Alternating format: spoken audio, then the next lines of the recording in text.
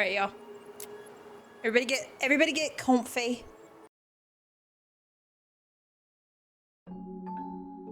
Once upon a time, in a deep and ancient forest, there lived a pair of crafty goblins. Sorry, chat, 1 sec.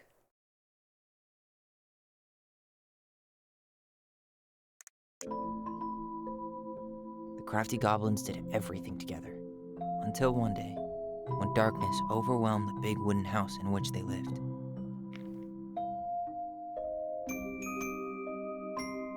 Blamed for the darkness, Brother Goblin was forced to leave the forest, while his sister had to stay behind.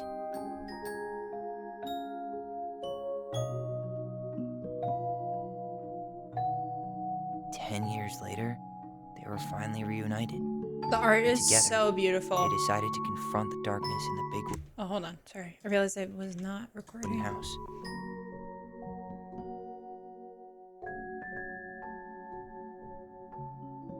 Though they sought the help of their friends in the forest, they found that no one wanted to delve into the long-gone past.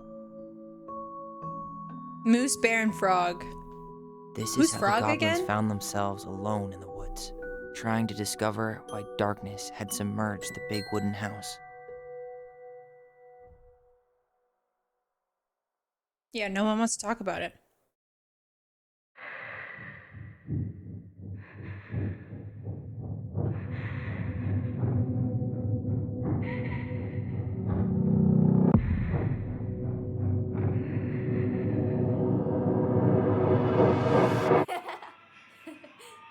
Tomorrow we should play Compass and North Star in the woods.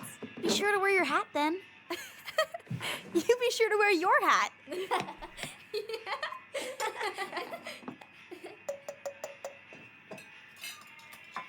All right, who wants ice cream? Me! Eat up.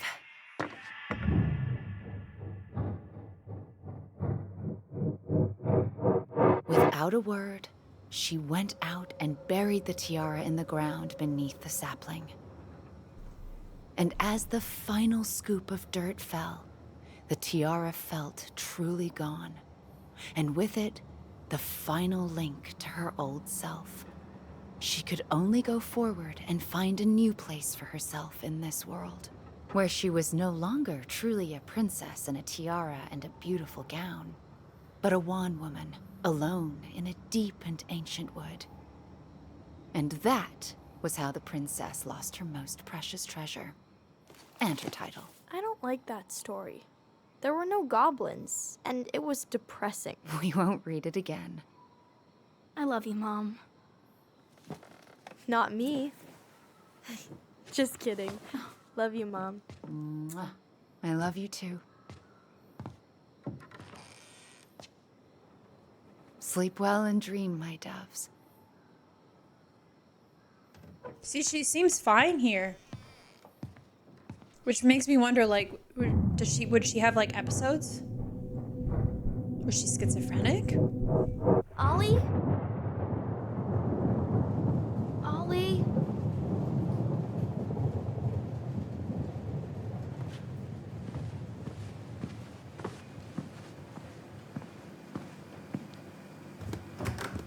The mom was the one reading them the story. So, what we're seeing right now is what happened What a waste. to the death of their mom, but through the eyes of Allison. Well, we're still trying to figure out why she attacked Tyler. Allison! Ollie? Allison, help!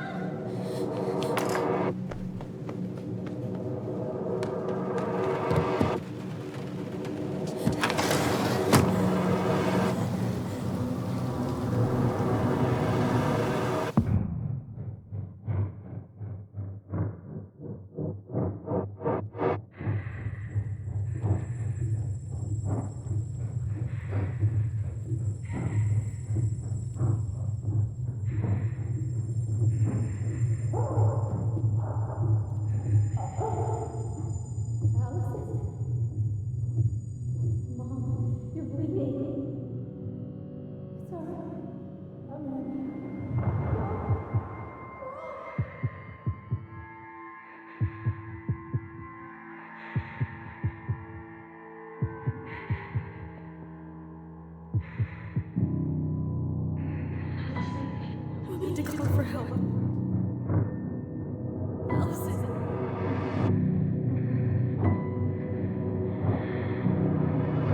I killed Mom. I killed her. Woof, what a way to start, man. Oh my god.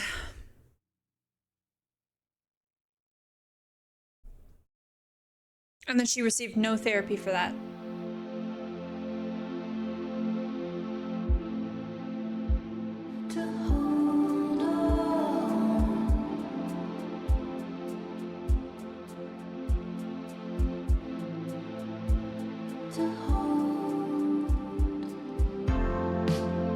Okay, music.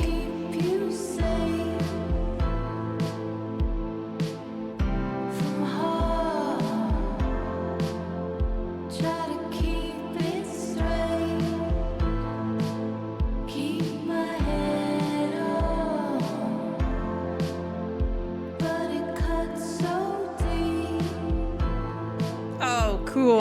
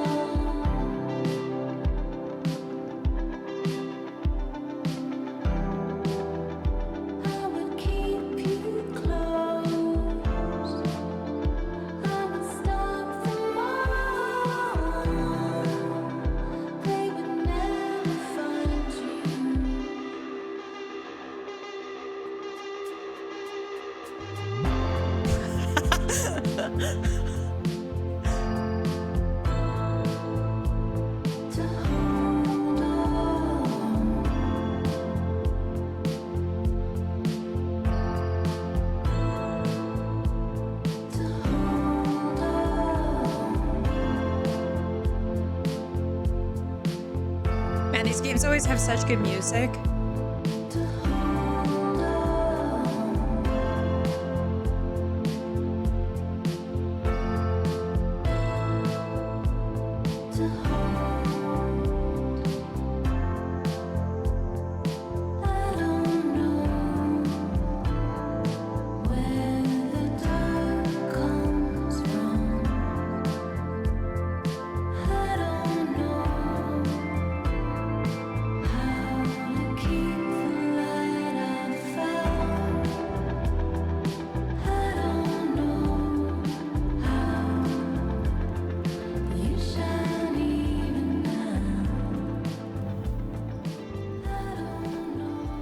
Cool scene.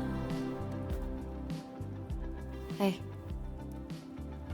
You doing all right? I thought coming here would be closing a chapter of our lives, you know? And instead, we've spun off a whole miserable prequel trilogy.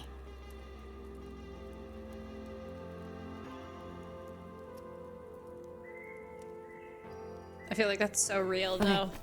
No. We're not letting ourselves do this again. Come on, up. Mind-numbing labor's a great way to forget your troubles. Can't we just have coffee instead? No. On your feet, soldier.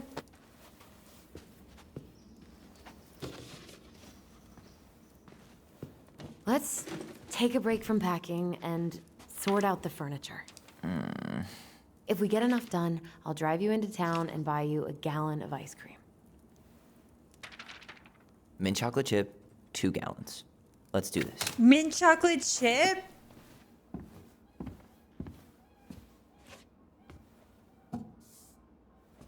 I mean, don't get me wrong. I will eat a bowl of mint chocolate chip, but that's the go-to? I feel Goblin like face no one keep. chooses that. $sign is donate or sell, and trash can as well. Trash. By the way, I cleared out most of the stuff in the bathroom this morning, but I left you the toilet. How very generous of you. Ew. I guess it's finally time to take these pictures down. Yeah, still deciding what to do with them. I mean, Most of them are pretty happy memories. I guess. You look cute here. That's not me. I mean, it is, but But not really. I get it. it's just weird. Seeing myself like that again. Damn. Didn't think a picture could throw me like this anymore. Has therapy helped at all? Oh, yeah, definitely. My therapist really heard me when I said I was a guy. And she helped me get ready for the reactions I'd get, you know? It's dealing with other people that's been way harder than figuring myself out. At the end of the day, being able to look in the mirror and see Tyler, that's made the biggest difference. Which is why I'm scheduling my top surgery as soon as we sell this house. No more putting a binder on every morning. God, that sounds fucking amazing. Yeah, totally. Just so you know, I'll be there to help out when you do. Whatever you need. Thanks. We love a supportive family. All right. What's your verdict, Ronan? You know what? I'll keep a few. To remind us how far we've come.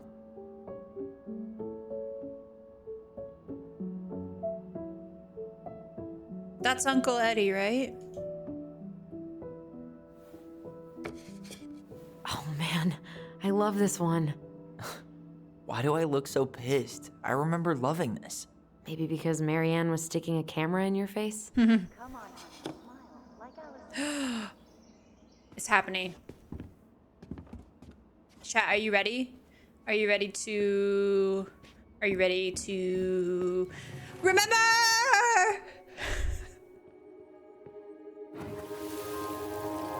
Come on, honey, smile like Allison. Hold up your fish. It's not my fish anymore. Allison stole it.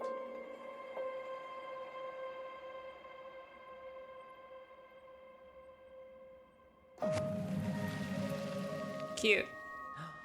My sister, the fish thief. You were just being bratty. Was I though? Yes. All I did was help clean it when we Ugh, were out on the porch. this view, Eddie had though. to force you to share.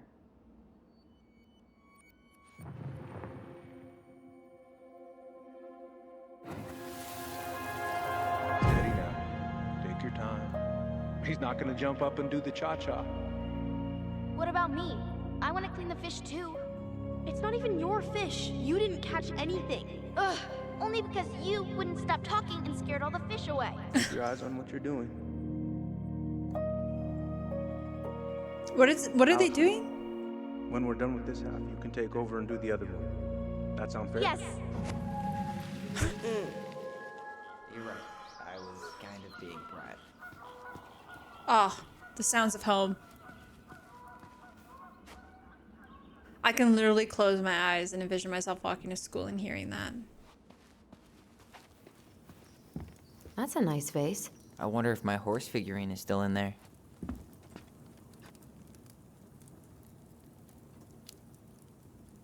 You're what now? You know, my blue toy horse. With the kind of melted face. The one you stole from me. What? That never happened. Yeah, it did. I won it at that little Halloween carnival they had at the school every year. You grabbed it and hid it in the pot. Then when I tried to get it back, you said there was a snake inside too. There's a snake in my boot. Whatever you say, Horseface. We have the same face. Dump in cake. Ooh, dump cakes are back in trend too.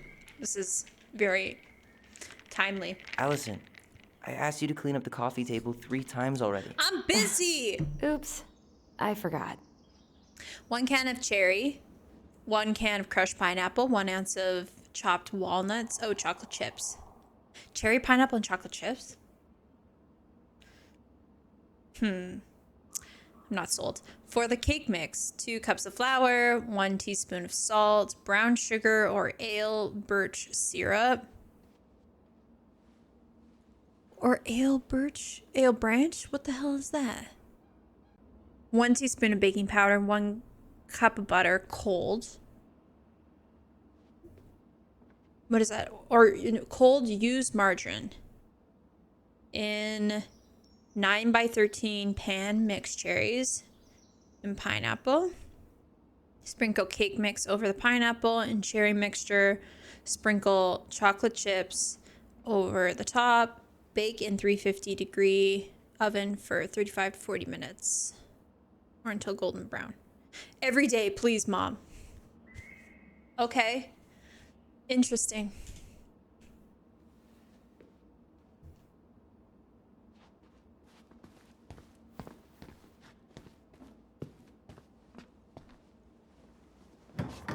Ooh, I could. You hungry? We have Ketchup. a whole lot of nothing. I was hoping maybe you could make me one of those pickle and ketchup sandwiches. I'm sorry, sir. We are all out of pickles today. Could I interest you in a ketchup-only sandwich? Looks like there's still a bottle back here. Looks like Heinz. Ew.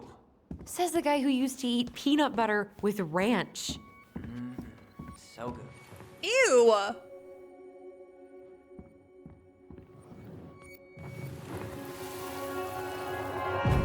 Lasagna! Lasagna! Finish your salad first. Thank you, Tessa. You're a lifesaver. Oh, don't worry about it. They're just leftovers from the restaurant. Tyler, what the hell? Where did you come Eat her from? lunch too.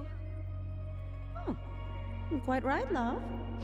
Ugh, she can have my corn. Corn's good. Here you go, little one.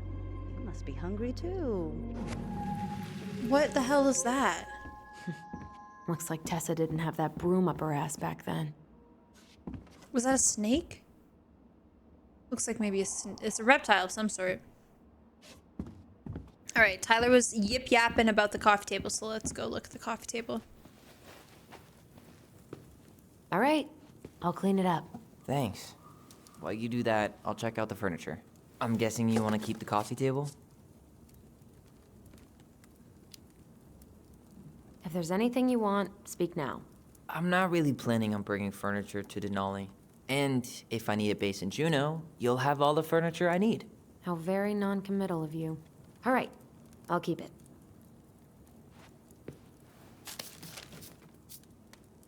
Oh, I was like, where did the bag go? I really like that armchair.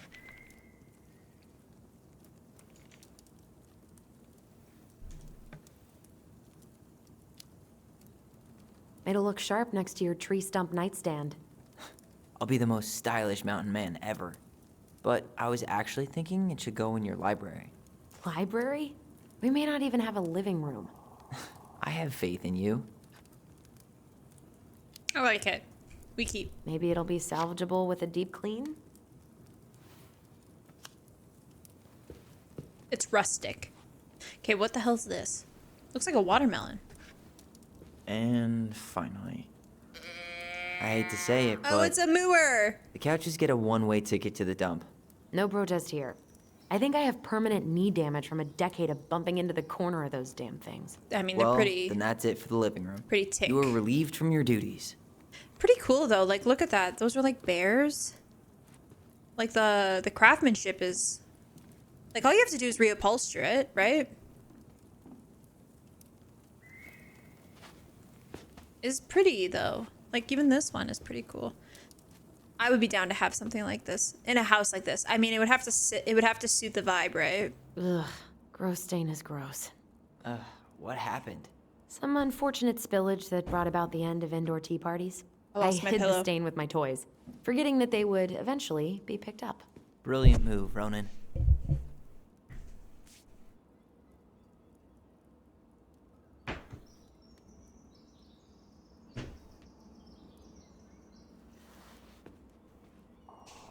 Bring in the big guns. The nice tick peo.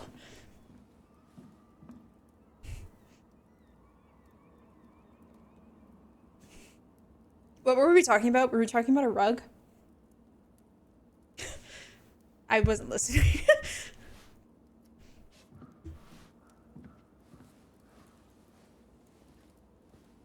Also, I'm in the middle of doing laundry because Phineas thought it would be hilarious to throw up on our bed this morning. So I'll have to switch the sheets soonish. So we'll have to do like a little, just the teeny tiny BRB.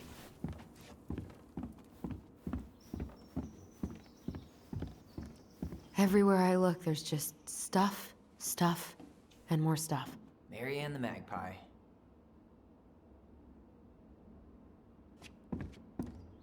I can see this cabin being kind of scary at night, but this time of the day, like, so pretty. What else are we looking for? Sounds like a song.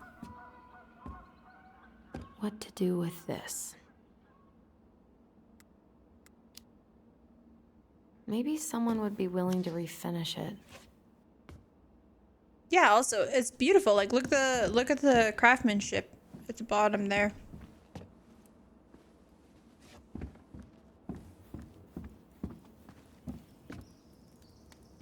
Did we mark?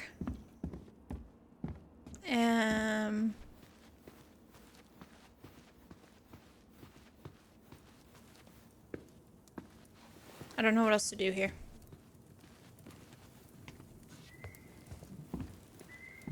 Kitchen table. Crummy table and wobbly chairs. Trash. We ate way too much expired food on this table. Oh God, what's that smell? What's that smell?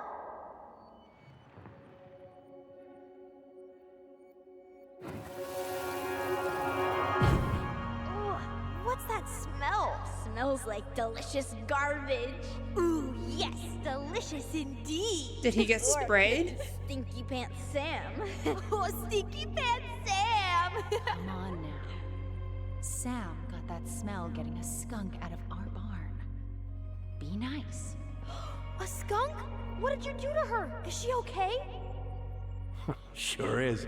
She just went hunting for food and couldn't get back out. All she needed was a little nudge to get her on her way. Sam Kansky, hero of skunk kind. I remember being super impressed by him, and it made me want to be a wild animal superhero too. Jovan! Hello! So yeah, Sam was like trying to be our new father.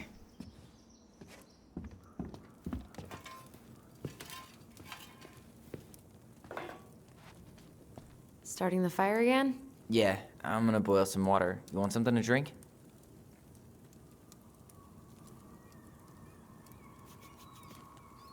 Would you rather have instant coffee or instant coffee? Nah, sorry. I'm Tea. more of a tea person. Get it? Tea. As in, How long have you been waiting to make that joke? longer than I'm willing to admit.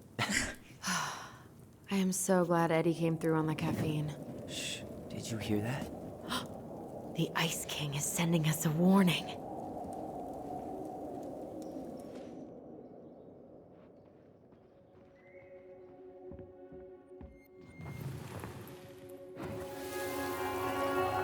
We haven't learned about the Ice King. For your punishment, said the Ice King, you shall be banished from the forest. And if you dare come back before the new moon, you shall feel my anger in your gut. Hear it in the wind. Whoosh! Do you think the Ice King would really react that way? He may be intimidating, but he's always fair and never mean. Who is the Ice King? You're right. Maybe he tells the goblins to help the people they hurt instead? Great idea, sweetie.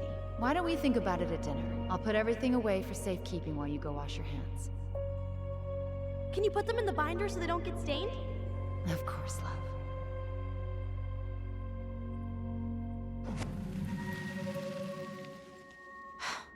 I still think my dark and twisty version was better. We put so many hours into that book. Yeah. Our binder was full of extra drawings and incomplete stories. Think they're all still in the kitchen drawer?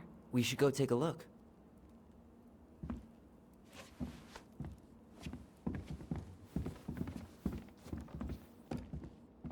He said kitchen drawer.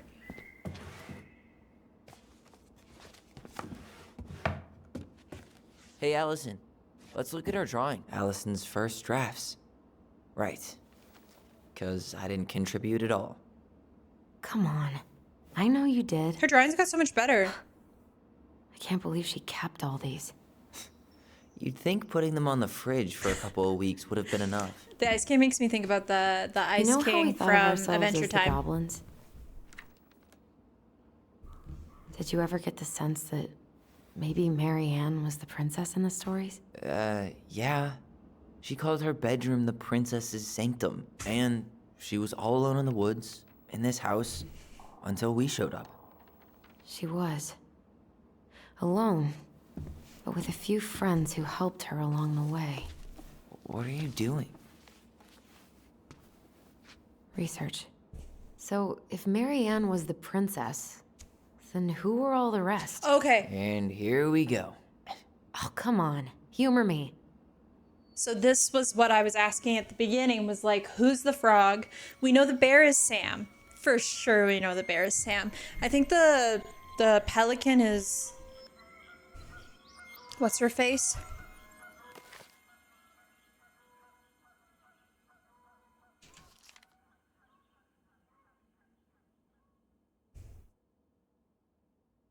Wait, hold on.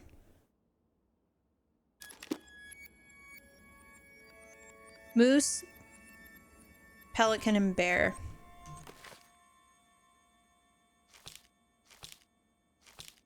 How do I know what story to read?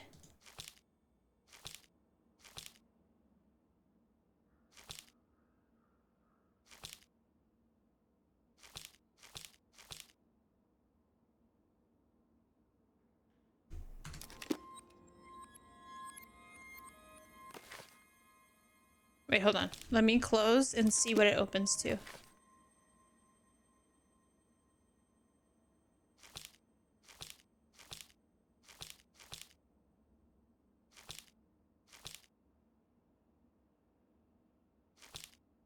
So this one we already read, The Princess Party.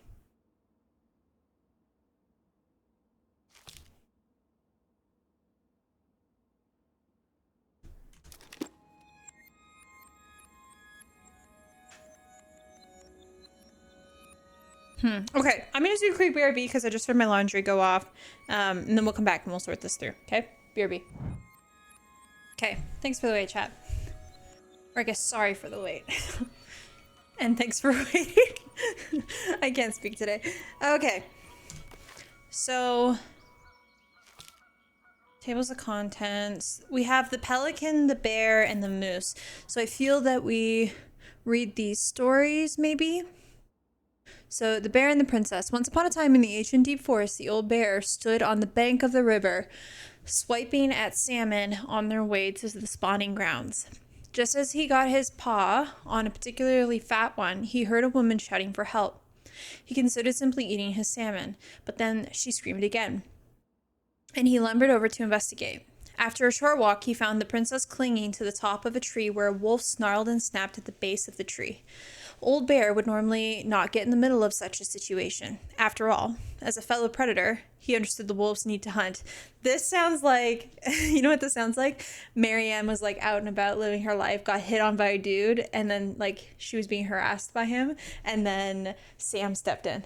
Like the fact that he's like, I can respect the need to hunt, like sounds like a dude hitting on a woman.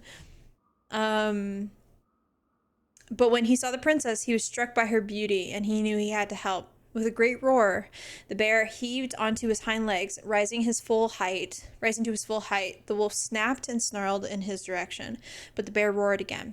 The wolf took off into the trees, tail between his legs. The old bear fell back onto all fours and stared at the princess. She regarded him fearfully.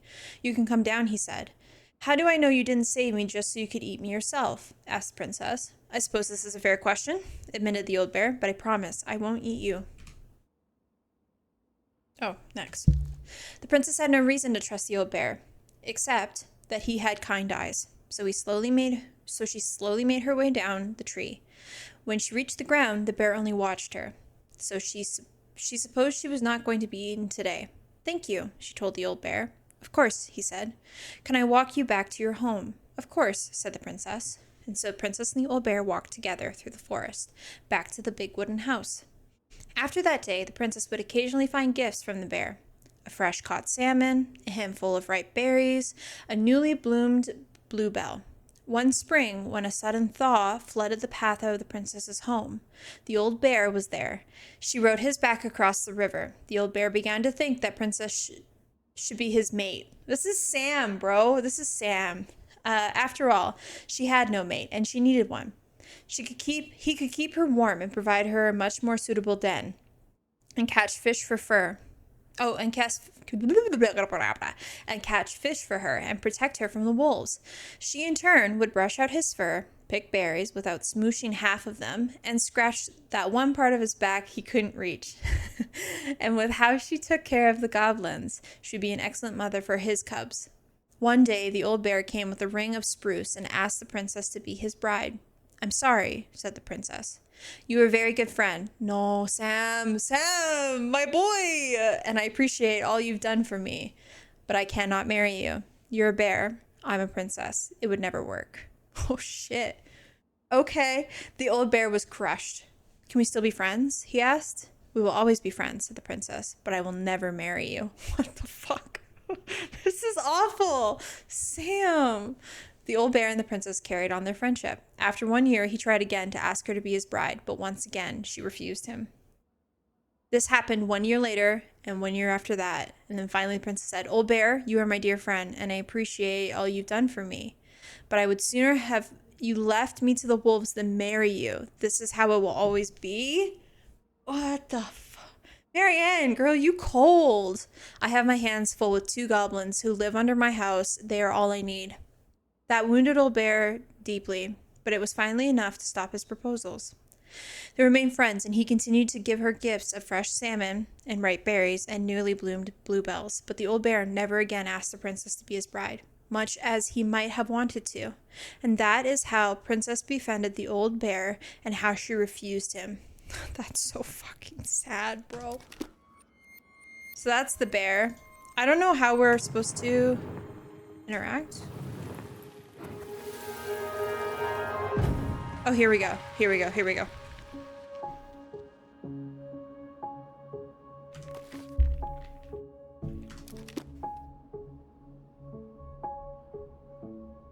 The bear was the most helpful one. He was always around. Stalking her? What? No. I mean, he was kinda always there, lurking.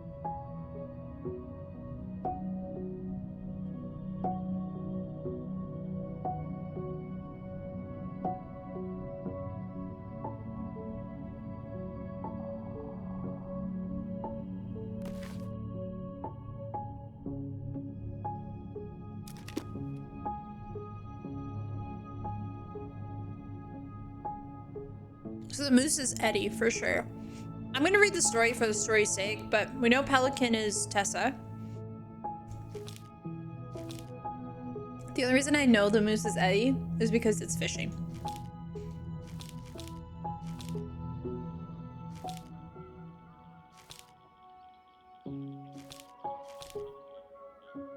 We still don't know who the frog is, though.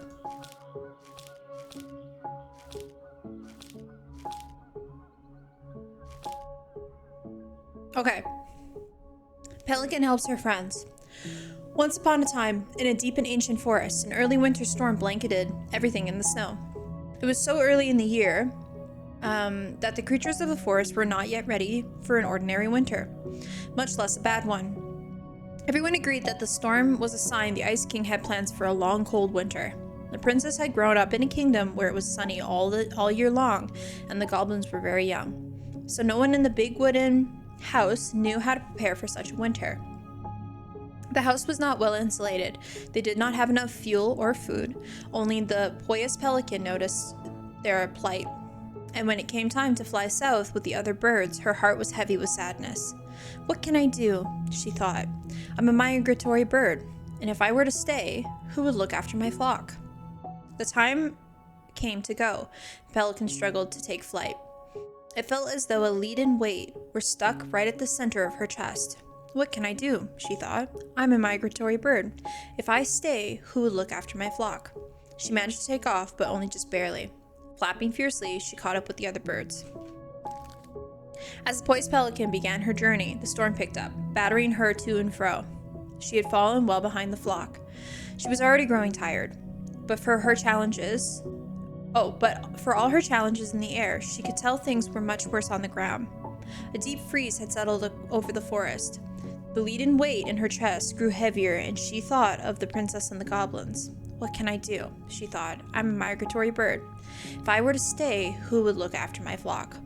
The storm intensified, and the pelican was in a total whiteout. She knew she should have despaired, but all she could feel was the weight which had grown and grown until she thought she might drop out of the sky. She had felt called to help the princess and the goblins, but she had ignored it. I should have stayed, she thought. It was the right thing to do, and now I'm lost, with no way to make it right. Suddenly she was plucked from the sky and deposited in the hall of the Ice King. Pelican, he said, you were flying in circles around my mountain. I was lost, she said. Weighed down by the weight of guilt in my heart, the Ice King stared at her sagely. It is guilt, or is it something else? Open your beak. He reached down inside her, pulling out a glowing stone. The poised pelican was surprised, as it had filled her with warmth, chasing away cold and doubt. Wait, what? He reached down inside her, pulling out a glowing stone. The poised pelican was surprised at how it filled her with warmth. Okay. You know what you must do, said the Ice King. The poised pelican flew straight into the big wooden house. Snow had already blown in through its many cracks. The ice crept. W. Reader. Thanks, Yofan. Do you guys like this fairy tale story time? All right, kids, huddle around. Snow had already blown in through its many cracks. The ice crept across the floorboards. She found the princess and the goblins huddled in front of a quiet hearth, nearly frozen solid. No, she cried, and then placed the stone in the princess's lap. The warmth of it spread through the whole house, melting all that had frozen. The princess threw her arms around the pelican's chest, and the goblins clung to her legs. Thank you, they cried. You're welcome, said the pelican, smiling deeply in satisfaction. What is that? Asked the princess, staring at the wonderful stone. At first, said the pelican, I thought it was my guilt. But when the Ice King pulled it out of me, I realized it was something much more powerful. Just then, the storm broke. The skies cleared. The pelican filled the big wooden houses. Am I okay? Larder with food from her beak. Then she took to the skies, lightened by the knowledge that through her charity, everyone in the big wooden house would be warm and fed until spring. And that is the story how Poised Pelican saved the wise princess and the crafty goblins from a long winter. All right. So that's Pelican. That is Tessa through and through. And then we have Mr. Moose. This Ice King is very interesting. Are you giving everybody popcorn? Look at you, Shadow. Sharing's caring, chat. All right. Muskrat. Moose. Moose teaches the goblins. Can Capri Sun make bottles?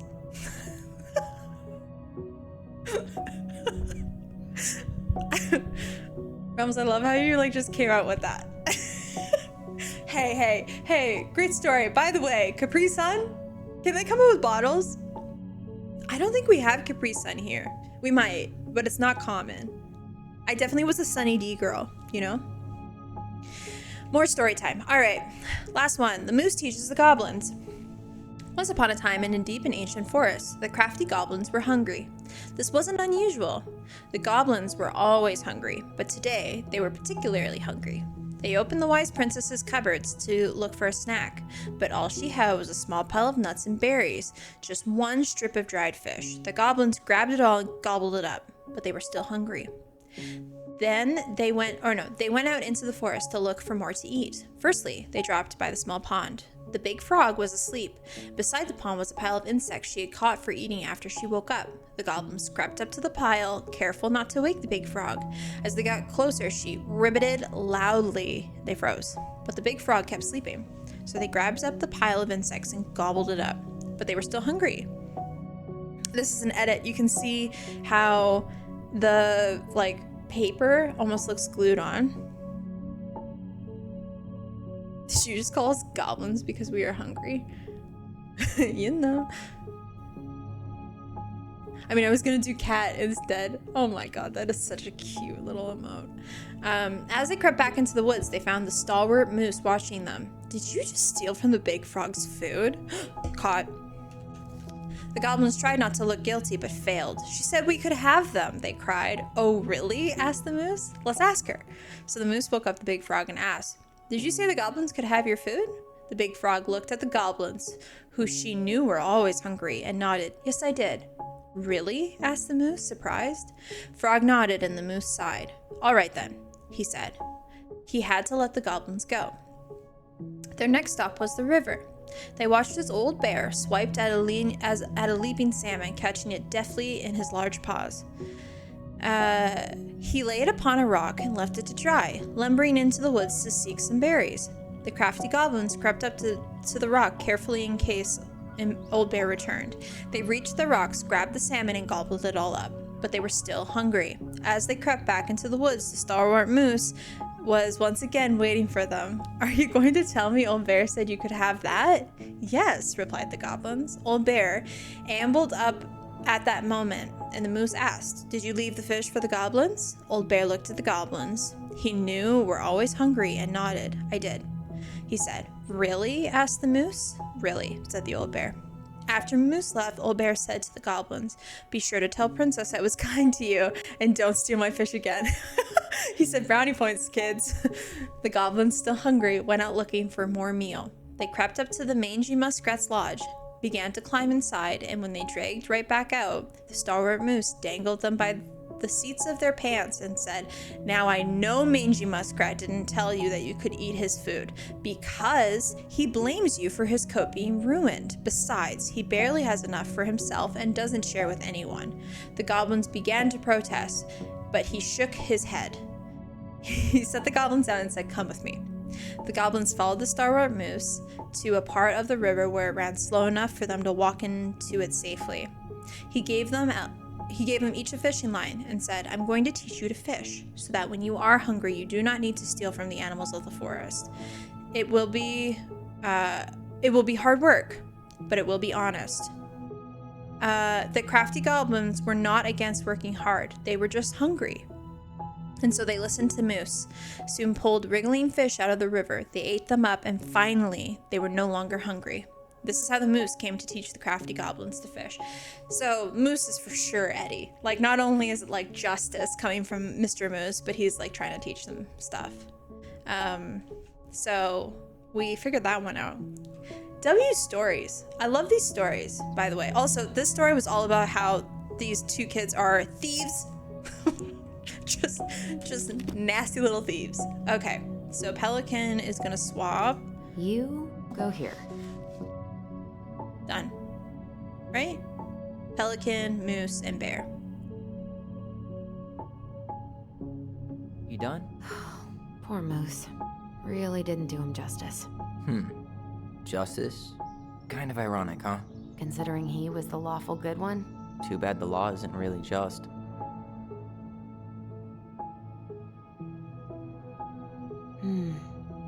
Pelican. She was the most generous one. Yeah, but there was always a catch. Did we look at this one? Yeah. Okay, done. All right, I think I'm done. You sure? Yep. How do you like them apples? You know, I think you might be onto something. What about these guys? I don't see them Bro, being I had real it life before people, I read the or this story. one. The story was just for chat. Story time was just for chat. What are we talking about? What did Tyler ask me? Yep, totally Marianne. Why a princess, though? Why not a queen? She hated authority. Yeah, she'd have been a terrible ruler.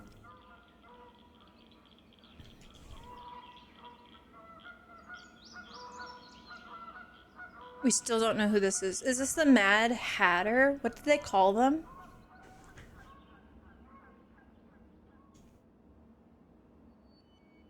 The specific human attributes you have assigned to these forest animals are truly thought-provoking. Indubitably.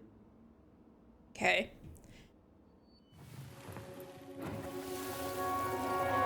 You better hurry, or the Mad Hunter Mad We Hunter. need to hide. This way. What's going on? I don't know. Is he here? Is he really here? I'm scared. Go away! Yeah! Go back to the forest!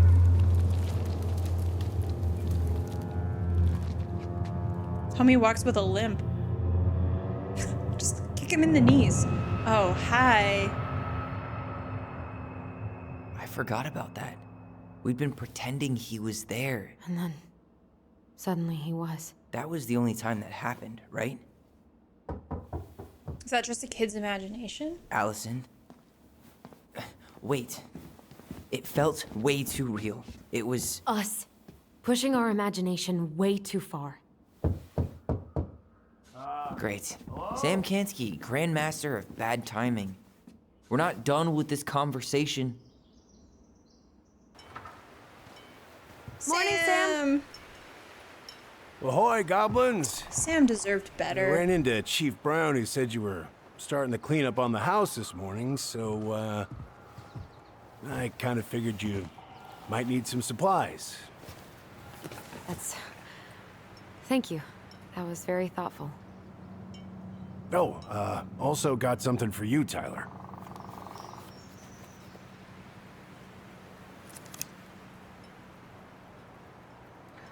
Every man needs a good knife.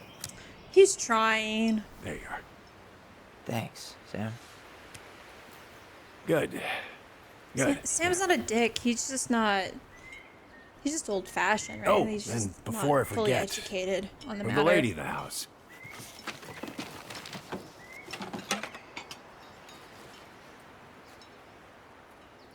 It was your mom's favorite recipe. Still make it darn near every week. Think of her every time. Thanks. But we don't have a stove. Still no electricity. Oh, yeah, that fuse box is busted. Just another thing I've been meaning to put back together around here. Where is it? I can take care of it. Oh, I don't doubt you can. But, I've been kicking this thing back to life for the last 20-some years. I'll give you a hand. All right. Box is in the barn. Follow me. We'll be right behind you. Man, I'm sad that Sam never got his happy ending with her. I feel like Sam would have been good for Marianne.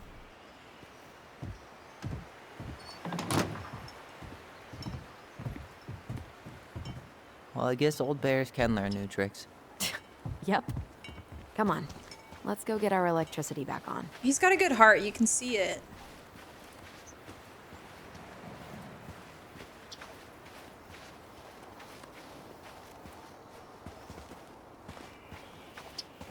So, how's I'm stuck. school? I'm stuck. I graduated already. Outdoor studies. Oh, outdoor studies, huh? Well, it's a good thing I came along when I did. You know, I built this here barn for your mama. You really helped her out, huh? Now, you know, just a few chores here and there. I was glad to help. Your mother, she... No. I could never bring myself to leave her high and dry. Anyways, let me find that darn key.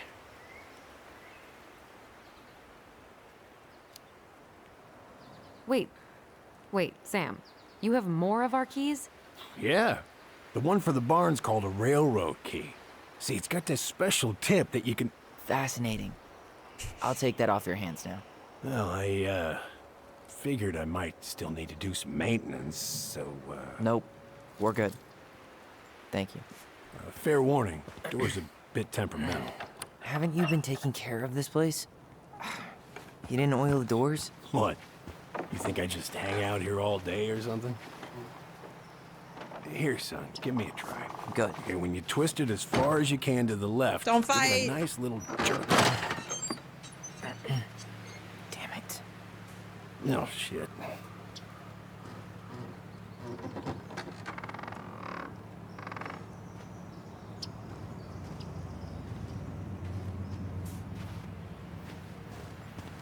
Well, at least the door's open now. Yeah, that's easy enough to fix.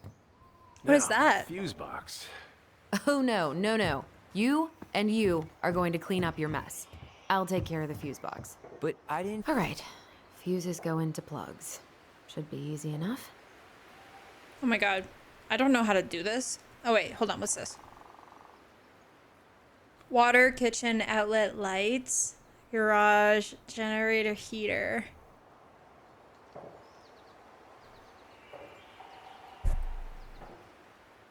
All right, let's take a look. I need to Make it understand what? something more The here. whole jam needs to be replaced. Nah, just need to sand that part down. We could refinish. I the wrapped whole up your thing, electrical but board. I gotta run, but in case you want to check it out, careful not to overload the circuits. You'll have to use 15 for the garage, 120 for, up to 120 for the whole house.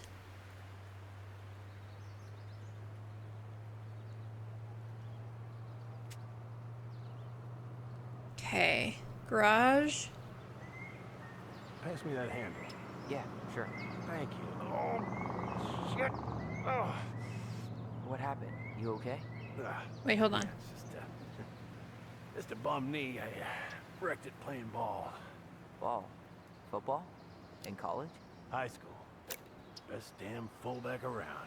They said 120 for the whole house? I got hurt. Damn. That's rough. I can't do fast math in my head, so I'm just gonna pull up a quick calculator here. So 120, if we have 30, 15, and 20, even for like 4.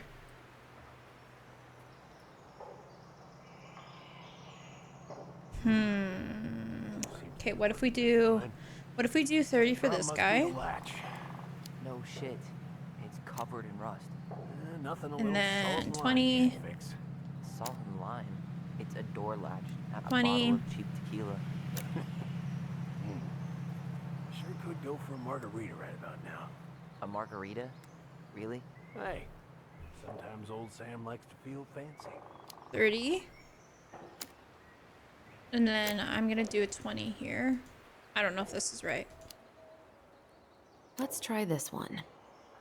Right? Like 30, 30, 120. Hold this. I want to get a look at the spindle. Should And careful you don't put a low amp in a high amp plug. That's a fire just waiting to happen. Wait, Just what? do the math, Allison. Did you read the note next to the box? What did I do wrong?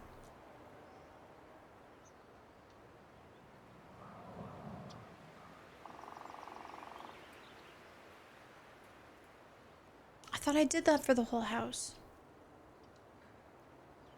Unless we do a There's mold 15er. everywhere.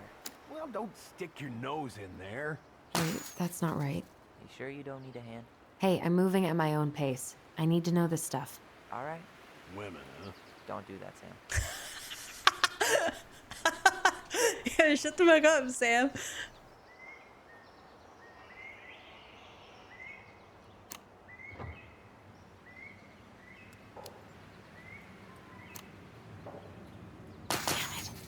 I guess I should try a higher amp fuse. Careful you don't put a low amp in a high amp plug. That's a fire just waiting to happen. Just A do low- the math, Allison. I did the math and it didn't fucking work.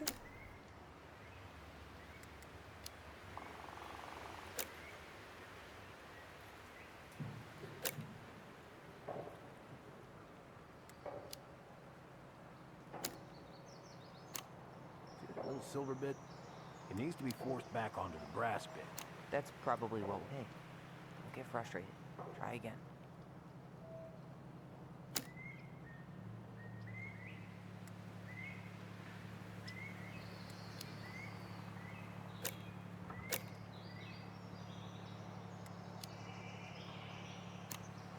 This is for the whole house.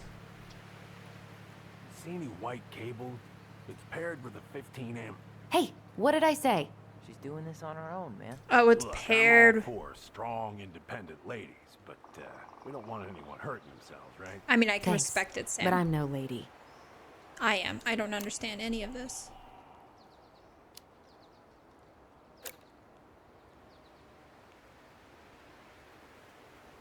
Oh my god, I'm so stupid. It's color coded. Red, yellow, white. This is it. Seems good.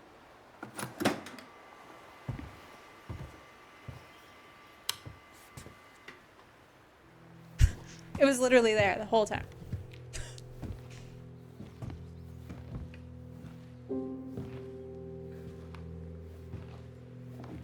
Oh my god, it's the gun.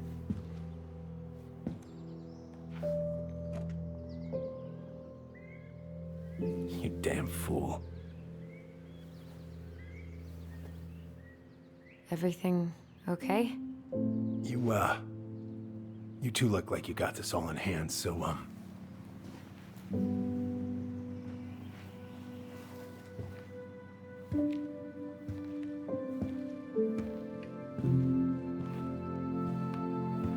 bye.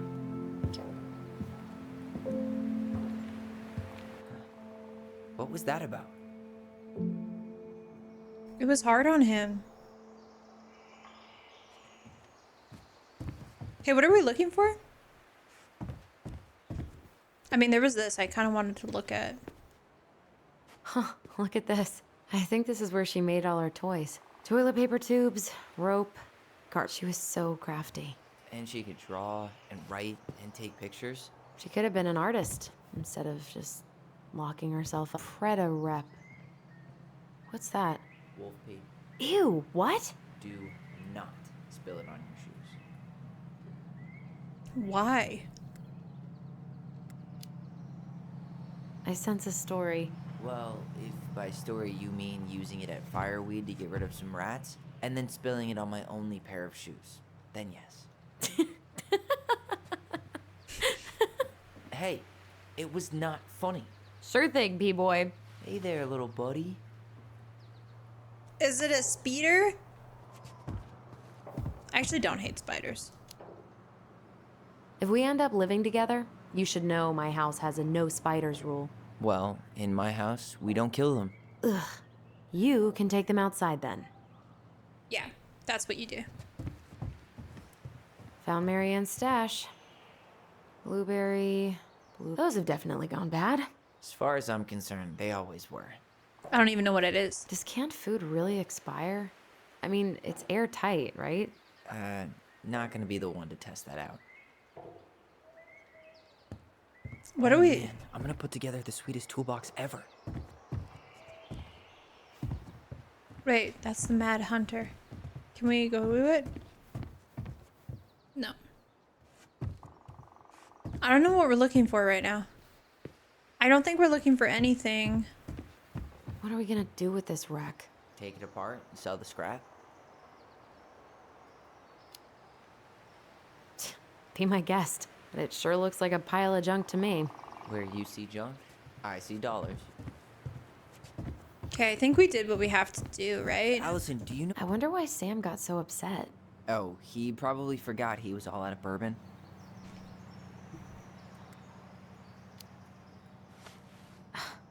Well, something about it really got to him. I don't think any of us are exactly happy to see that gun rack. Remind me to take it down later. I'm impressed by Sam's ability to, like, confront all this. Sorry, did I say Sam? I meant Ty.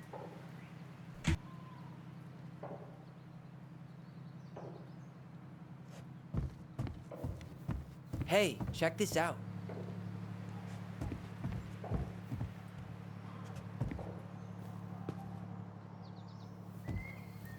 What did you find?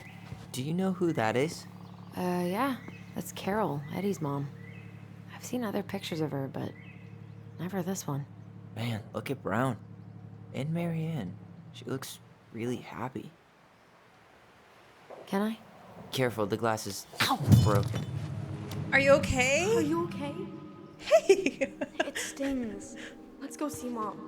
But she'll get mad. We weren't even supposed to be here.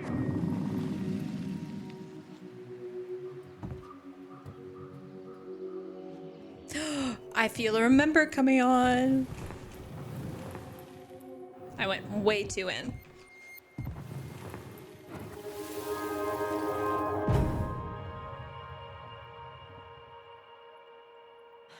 run. It's gonna get infected. Not her Allison hurting herself twice on the same piece of I glass. don't want to. She said not to disturb her and Eddie. Oh, it's Where are you Eddie. going? Things were different when she was around. We were family, Eddie. How could you do this to me? Look, I had to make that call. What call? What were they talking about? I can't figure out what's going on. I don't know, but I remember that whatever Eddie had to do, whatever that call was about, it was tearing him up. Tearing him up? He was being a total cop, and Marianne got pissed and threw him out. Here, I'm gonna show you what I remember. There, by the house.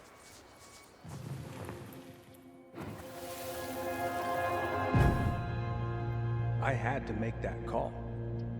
I was just following the law. Oh, yeah? And this little visit right here? What would the law say about this, huh? Look, I didn't have to come out here, but I did. You're a goddamn hypocrite. Get out of here! Marianne, I said get out! Out! What? She didn't throw the picture at him. You sure about that? He was being a complete dick. How can you be sure? We were eavesdropping. We could barely see a thing. What do you think happened then? I don't know, man. look. I had to make that call. I was following procedure. What I'm legally required to do. Then why are you here? Pretty sure this isn't procedure. I wanted you to hear it from me. Please leave. Marianne, I'm sorry. Please just go. I mean, that feels a little more How do we realistic. keep remembering the same things so differently? It was a long time ago, and, well, memory's a tricky thing. Wait, when did that happen? I'm not sure. I think it was the exact same day she attacked you. That's what I thought. But Uncle Eddie said he hadn't seen Marianne for weeks. Yeah, that was bullshit. He And what lied. was all that about following the law? What was he doing here exactly? Oh, fuck. Sorry. Accidentally tapped out.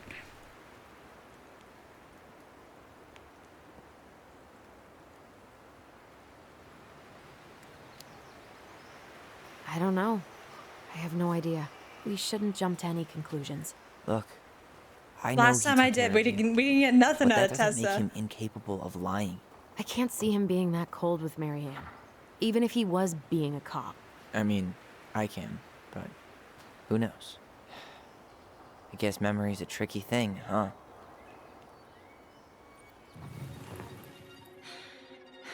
Get out.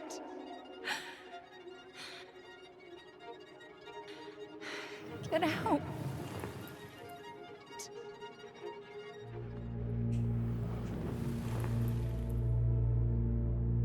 You're a goddamn hypocrite. Get out of here. I don't know, because, like, Marianne's kind of combative, right? Like, we know this.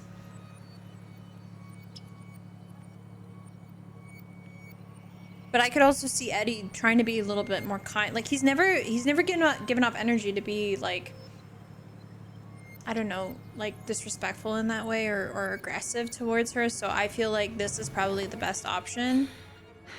Get out. I know you were just doing your job, but I need you to go before you get in trouble. Please just get out of here. Was Allison just laughing? Alright. Say Brown really felt bad about whatever he came out to tell her. It was still the day she attacked us. He still lied. Now what? We go and get a straight answer from him. He did still lie. Right now? Yes. I'll go get my car keys. I know every time we pick But against what would these Tyler, mountains of trash do without us? Fuck the trash. I know not choosing with Tyler like causes a rift in the relationship, but I feel like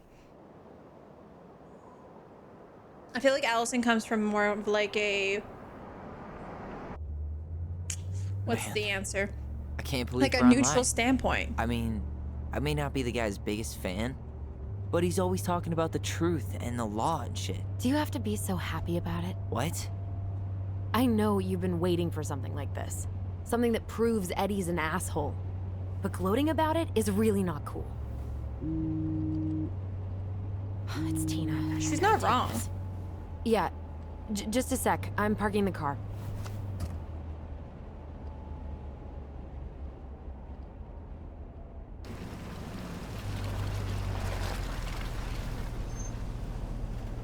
Guess I'll just go stretch my legs then. Ooh, they fighting. Just give me a sec.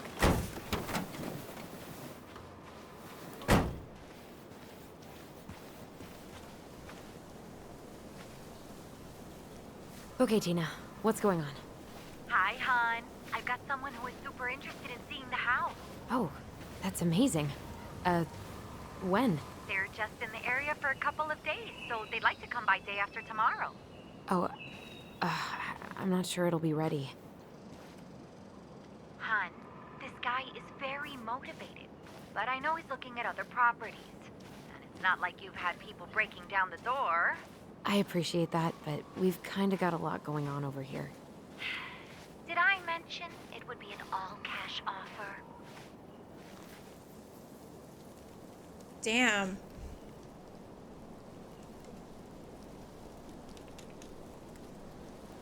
Ah, it doesn't feel like the right time though, dude. It's not the right time. A cash offer, Allison. I'm sorry, but it'll be a total mess.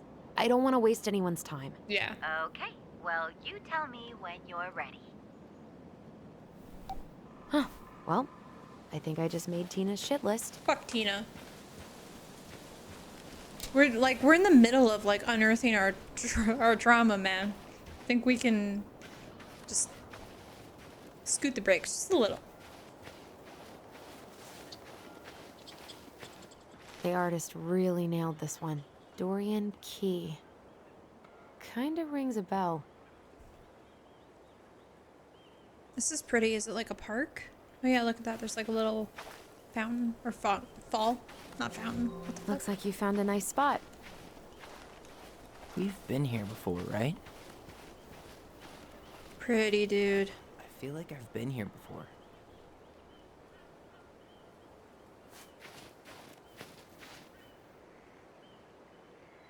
So, Tina? Tina West, our realtor. Oh, that Tina. What'd she need? She had someone who wanted to see the house, but he could only come by day after tomorrow. And you told her no? Yeah. We need more time than that, to get things cleaned up and, Thanks. But what if it's the only call we get? And I guess we just grow old and lose our minds in that fucking house. Sounds like a plan. Are they banking the So, sale of the Tina house for called, them to we move? were talking. Yeah? I'm not happy your foster father fucked up. Oh yeah? Because you sure sounded like He it. hid information about Marianne. I know! You just don't have to rub it in. I get it. You're always gonna side with him over me. Come on, that's not fair. Then why do you keep doing it? This town, these people, they're just memories to you. But it's my home, Tyler. My friends, my family. And as much as I want answers, I'd rather not lay waste to my entire life to get them. I didn't come here to ruin your life, Allison. I just want some answers. I know. That's why we're doing all this, right?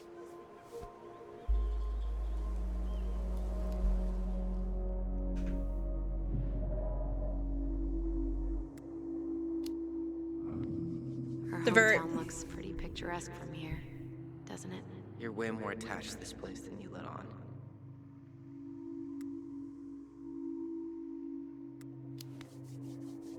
Come on, Tyler, help me out here. Why do you shut people out like this? You're literally talking inside my head. Not sure how I could shut you out even if I tried. You know what I mean, Ty.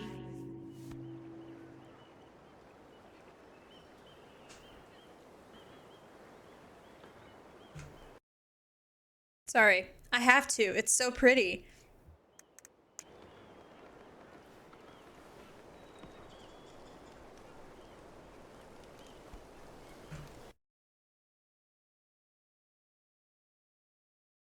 Like, the light on the house, gorgeous. Hey, you feeling this?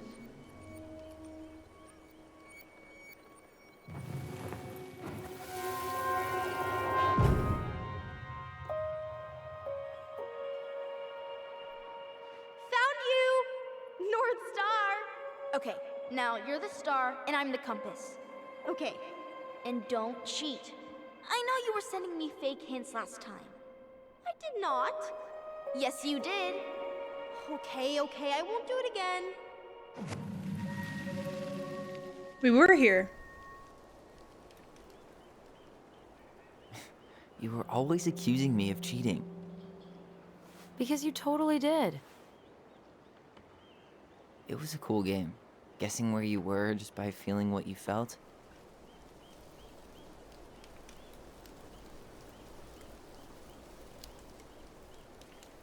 No one else could play it with us. That was the beauty of it. For real? You never wanted any other friends? Nah, not really. I mean, we had each other. That was enough for me. So, not too disappointed I turned down our chance to be billionaires? Nah, all that money would have made me soft. And I've spent way too many years polishing my edgy side. Man, I love Tyler's character. You were Like, right I to feel call me like out earlier. I was being a jerk about Eddie. I feel like he's the perfect amount of sarcasm. I'm all for enjoying the wins as they come. But maybe not at the expense of my father figure. I'll try my best. I think Eddie's situation, for me, what's going to determine it is how he responds I to have to us. warn you. I'm not sure we're getting any answers out of Eddie. You won't have a choice. We're not 10 years old anymore. Well, it's a police, like, I think he's under oath or whatever.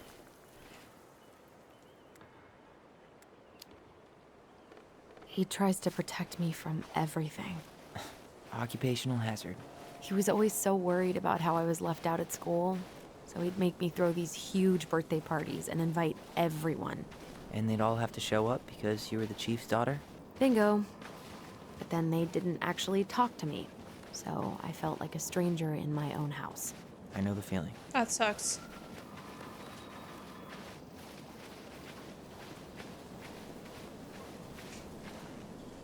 Hey, look what I found.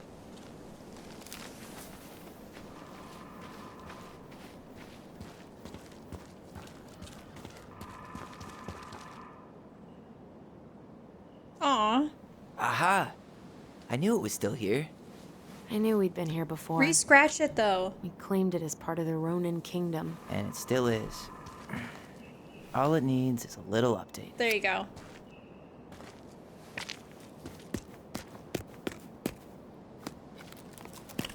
What are you doing?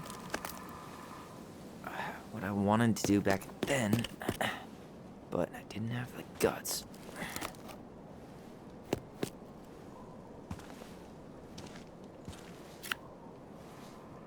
There, looking better already. You're right. Way better.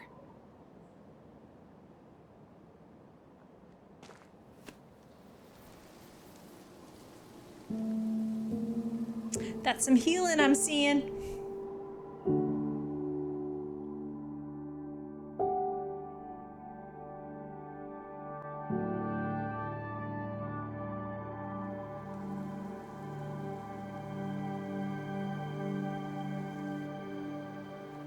So, what's the plan?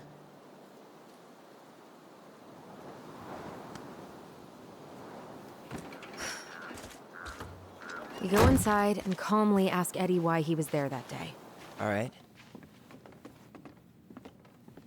Let's try to let him get his side of the story out, okay?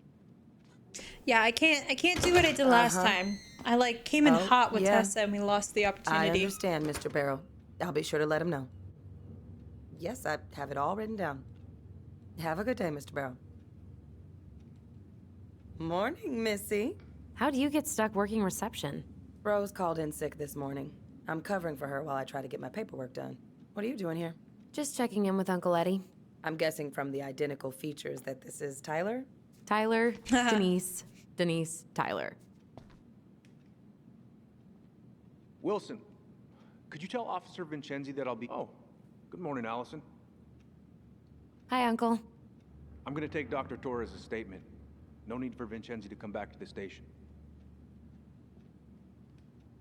He doesn't seem like he's in the best of moods. Yeah, I don't know what's going on, but he's been a little off all day. Good luck. Great.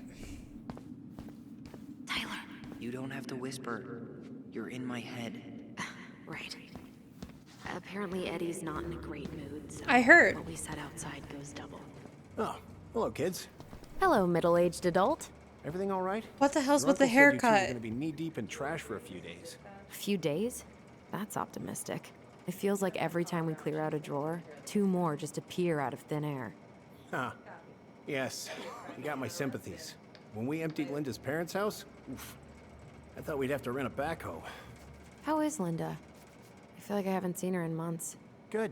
Yeah, she started working over at the high school as the librarian. Pay's not great, but she gets to see the kids every day, so... I bet Brendan's thrilled. Oh, yeah. Happy as any teenager who's got to spend extra time with his mom. Well, I'll let you work. No worries. You're not a bother. Dr. Torres, you said your daughter was with you during the incident? Yes, she was. I'll need her information too then. Can you give me her name and date of birth? Okay.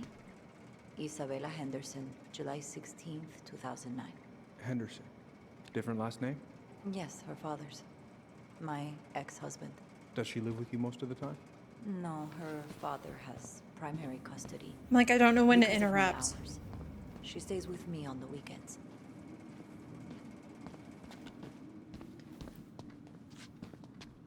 What's that look for? I forgot your birthday. Mm-hmm. I'm sorry. I got... Morning, Chief Brown. Good morning, Tyler. Hey, could we talk to you in private? It's a little urgent.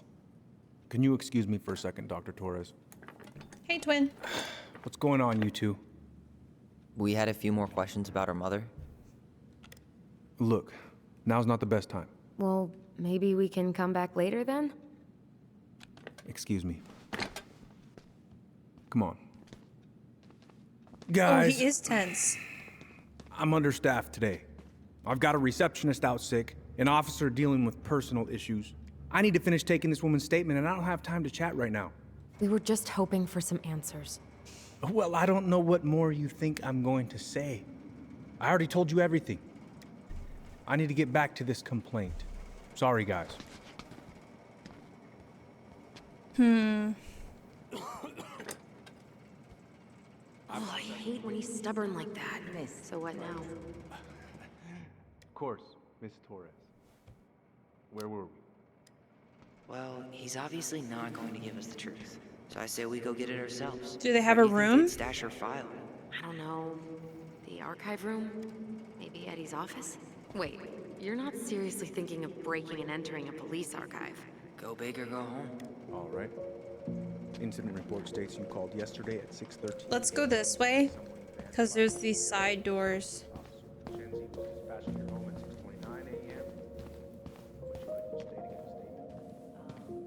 Oh, well, she's right there. There's a map here, I think. Who designed this building? MC Escher? Layout is totally bizarre. So there's a set of stairs outside. We could go outside and up. Yeah, of course. Maybe not.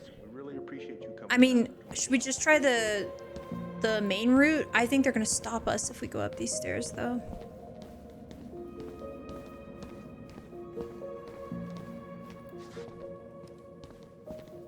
Hey, what are you two up to over there? Told you. Everything all right?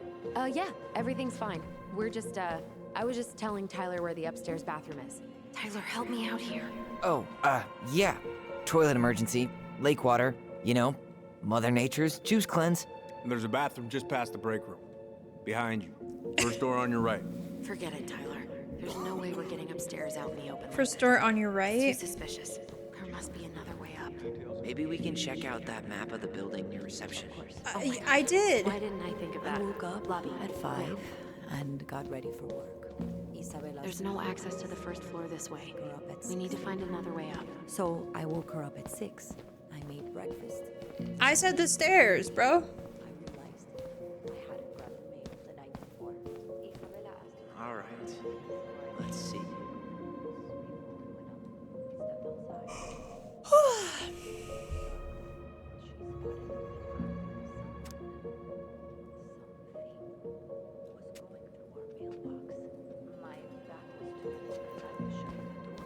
Oh, here we go.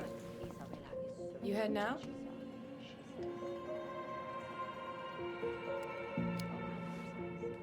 Yeah, I need a smoke. You should think about quitting. Only gets harder the longer you do it. Yeah, I know. While you're at it, get your sister to stop too. Allison.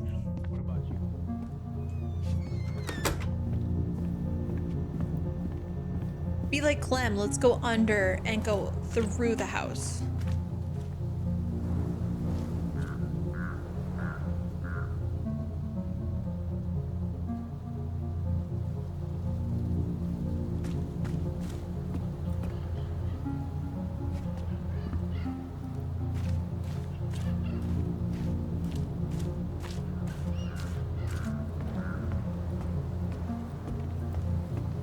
Imagine Allison's still downstairs. There. Fire exit. It opens up to a staircase on the side of the building, but it'll definitely be locked from the inside. Fuck. If one of us were to create a diversion, the other could slip upstairs and open the door. And since you're the troublemaker, I nominate you as the one to make a scene. Wait, really? Got a better idea? Not really. No. Right. Let's go.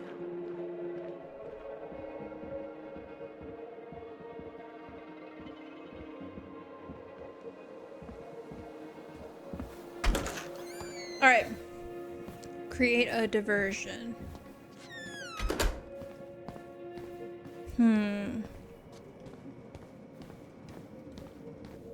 What about those missing people posters? I could pretend I've seen someone. Yeah, sure. Might work.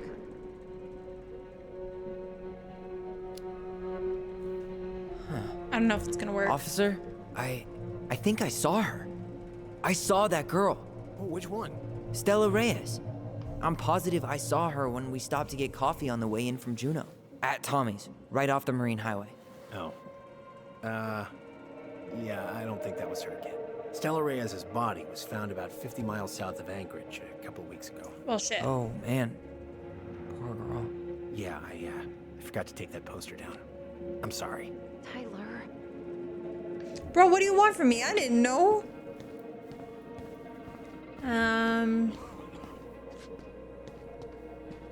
Something that makes a big noise.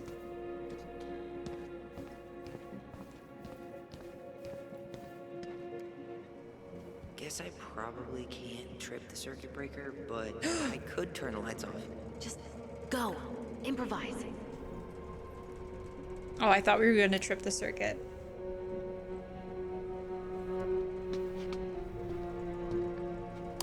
Oh, oops. Tyler.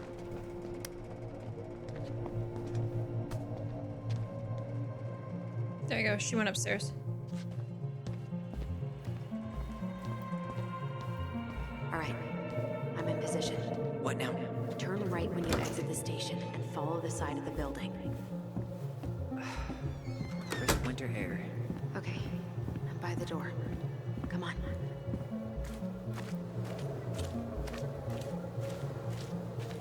I'm surprised they don't have cameras out here.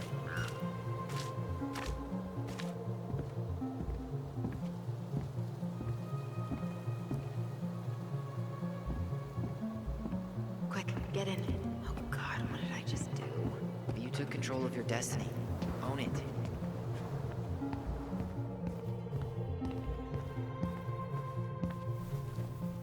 Okay.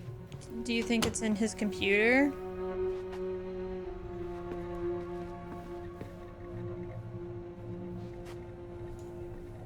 Huh. The Delos police force is getting a new officer. Finally. If Eddie catches us in here. There's no turn. Seriously? You're gonna try to hack into his computer? We're here for information. And computers are. Whoa. Brown looked at our file this morning. Wait, what? What does that mean? I don't know. But there's a reference number. R68653. Hi, Chief. Regarding your request this morning about the Ronin case, it's been digitized yet, so it hasn't been digitized yet, so you can find the paper originals in the archives for other references about the case. Transcripts of phone calls have been taken out, but you can find digitized calls. Sorry. Through the appendix. Let me know if you need something else. One of his emails mentioned the archives. That's gotta be where our file is. Where's the archive room?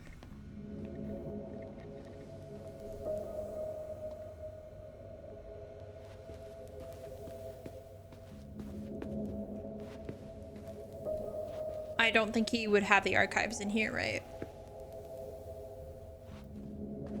The police chief of Delos Crossing hosts charity events? Oh. Oh, yeah, the community social. He volunteered to help, since he pretty much knows everyone, and more importantly, who's called the cops on who. He's in charge of the CD chart. What is that, armory? We don't need guns. We need goods.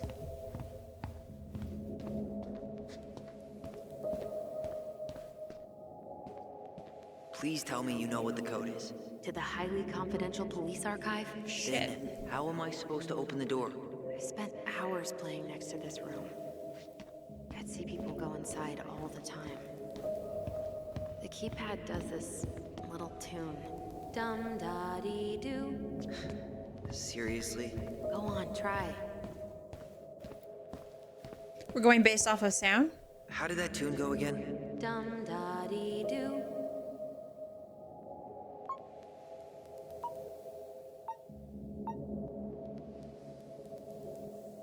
You're pressing the wrong numbers.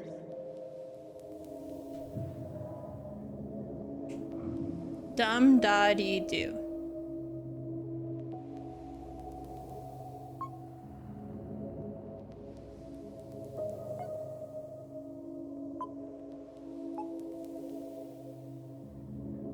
You're pressing the wrong numbers.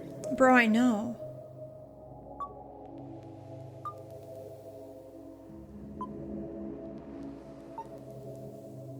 You're pressing the wrong numbers.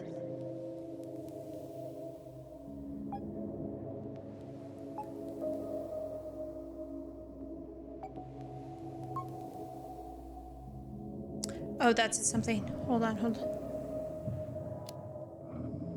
How did that tune go again? Dum-da-dee-doo. I'm sorry. I don't think I got that. Dum-da-dee. Oh, shut up. Okay. You never told me you had perfect pitch. Shut up. So some of these, when you click them, You're pressing the wrong numbers. they make... This one's do. Dum. Dow. Day. Okay, we got 1 and 6. 1 and 6. Oh, 0. You're pressing the wrong Okay, numbers. 0, 1, 6. Okay. You're pressing the wrong numbers. 0, 1, 6, and 4. Then we just gotta figure out the order.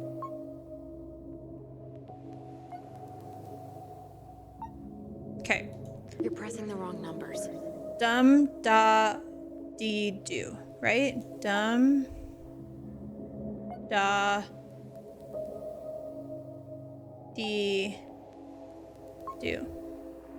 Yes.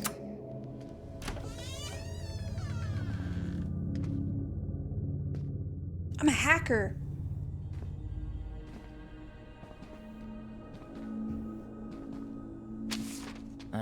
Looks like they're finally going digital. Oh, that's right. I remember Eddie complaining about this. They're gonna have to resort everything. Great. They've digitized their closed files, but Only the ones before 1990. Meaning? Meaning our file is still somewhere in those boxes. Perfect. A room of scattered case files and a half-done sorting system. Yep. This is gonna be so fun for you. I'm gonna go keep a lookout. What? Why do I have to be the one stuck with box duty? Because if anyone sees me, I'll have a better excuse for being there. It's true. Reach out if you need anything. R68653. Look it up. Look it up, she says. Okay. R68653.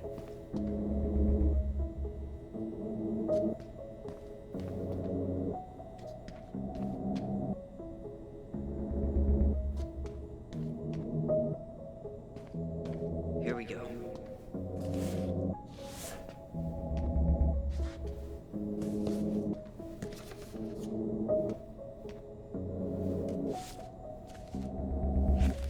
Looks like a step-by-step record of the investigation.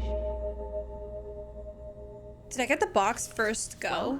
So far, I'm not seeing anything we didn't know already. It does reference some other files and audio recordings, though. You might be able to look those up on the computer. Even if our file hasn't been digitized yet, they may already have it in the appendix. It says that the phone calls are. Coroner took possession of the body, cleared scene.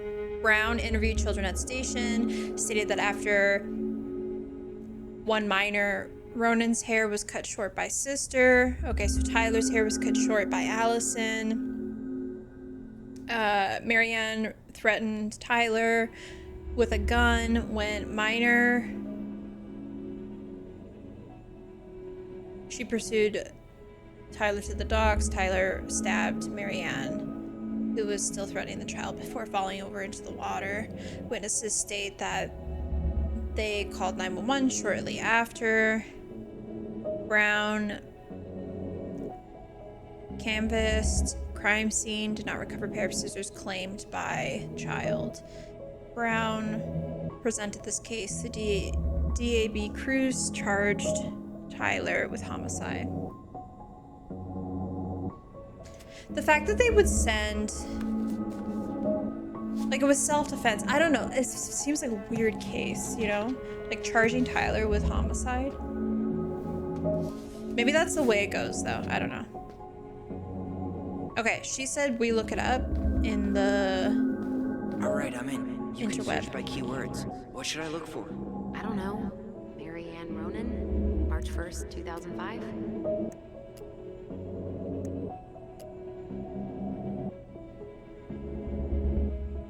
24-hour homicide report. Let's do her name. Oh.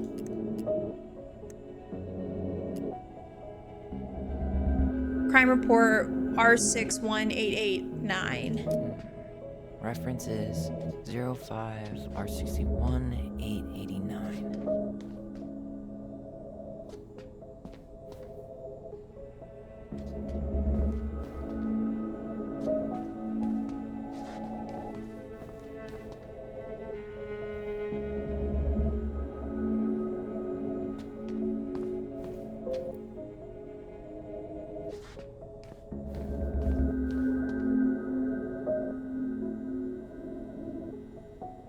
Okay, it's over here. Did Tyler say R65 or is this it? R66? Nope.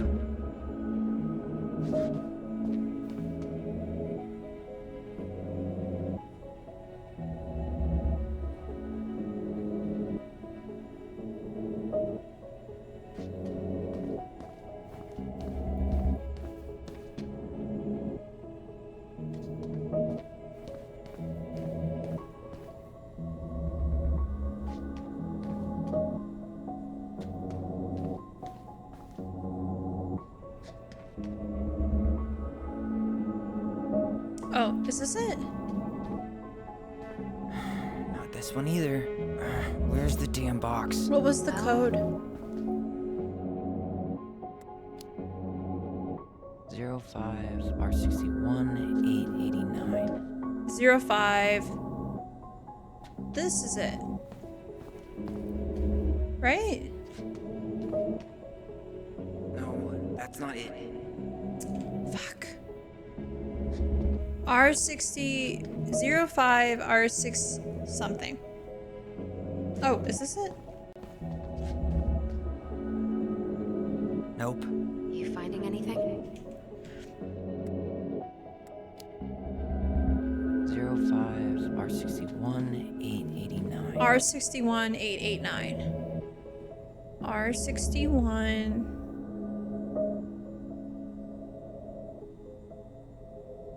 885.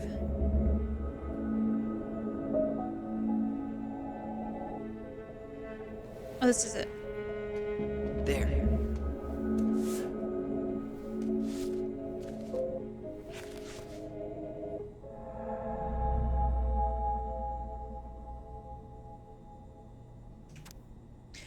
Marianne, homicide, Caucasian female, 5'6", 138, 41, July 8th, 1964.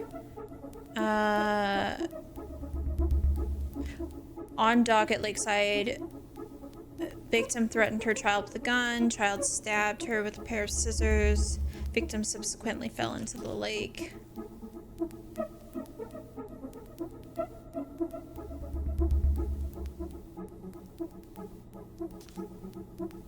Wait, did you see that?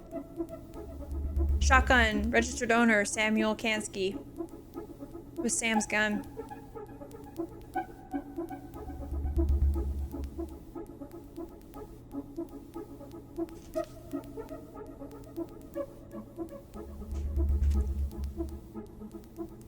I found a summary of everything. Wow, this is a real detective novel. Brown's quite the wordsmith. He's not a writer, Tyler. On March 1st, 2005, at 2200, the victim, Marianne Ronan, a 41-year-old white female, exited her home and entered her garage to start loading a Rassler shotgun. Shortly after, her child, 11 years old, entered the garage to display a new haircut given by sister. According to witness, when she saw the child's haircut, Marianne became enraged and threatened the child with a shotgun. The child fled from the garage towards the lake, calling for help. Marianne followed, still armed, out onto the dock, southern side of the property. Hearing the noise, Allison also came out of the house towards the dock, where she observed Tyler, under threat of Marianne, defend themselves by stabbing her mother with a pair of scissors. At that time, both witnesses state M.A. Ronan lost consciousness and fell into the lake. At 22:29, Delos Crossing Police Department, Christian Halt received a phone call from one of the children detailing the incident.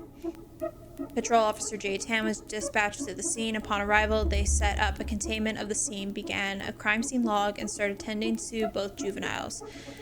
See their statements for further description. Notification of detectives.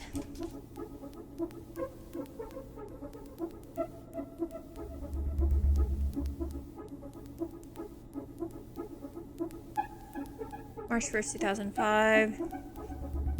Christian Holt, Eddie Brown by telephone of incident before being dispatched to the scene. Holt and Brown arrived at 22:58. They know the crime scene was located entirely outdoors. Canary Road is a secluded road where compromised of a few residential cottages.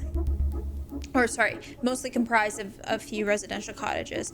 Detectives observe a loaded Rassler on the dock. No rounds had been discharged. They directed forensic personnel to recover items. Detectives were directed to witness.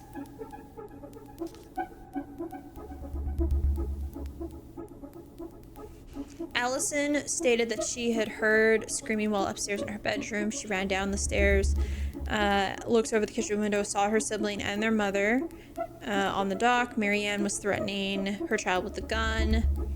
Allison tried to run away. Tyler tried to run away, but Marianne threatened she was going to shoot. According to both witnesses, she stated, "I'm going to kill you." Ronan then stabbed Marianne with a pair of scissors, trying to escape. That would be Tyler in this case, but it was actually Allison. Marianne then fell in the water unconscious. Interesting.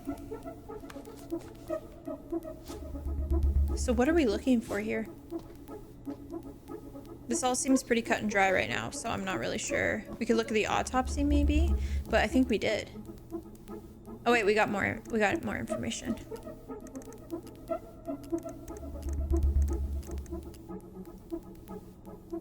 What's a court order? Ronan sentencing court order R63325. Okay, I need to check out 05 R63 325.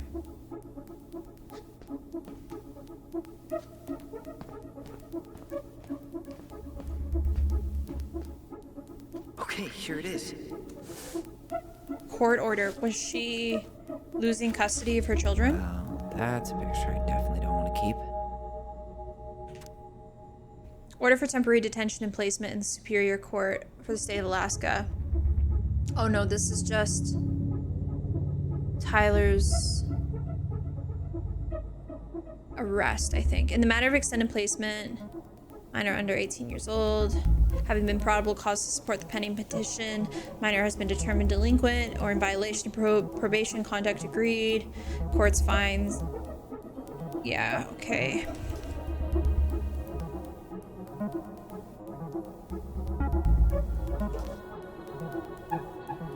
Interesting. Okay.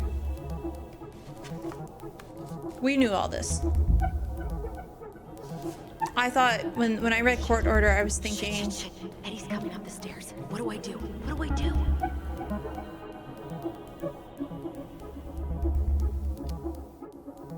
Stall him.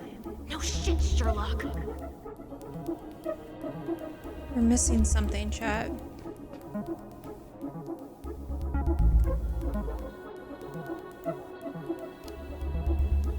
Tell him you need to talk in his office. We're missing something here. Here. Bingo. Fax receipt, OCS. 050 Comber. Reference is 0501 COMEBR.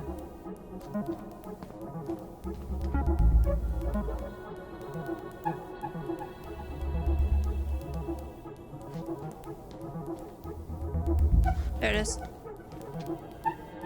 Here we go.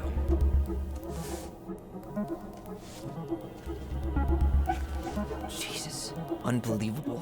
Brown reported Marianne to Child Services. What? Where are you? What's going on? I was right. She was gonna lose custody of her kids.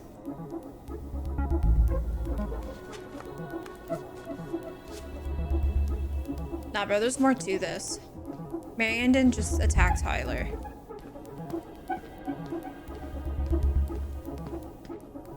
Are we done?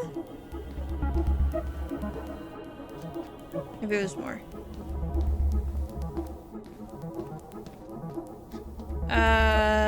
We go back to computer maybe?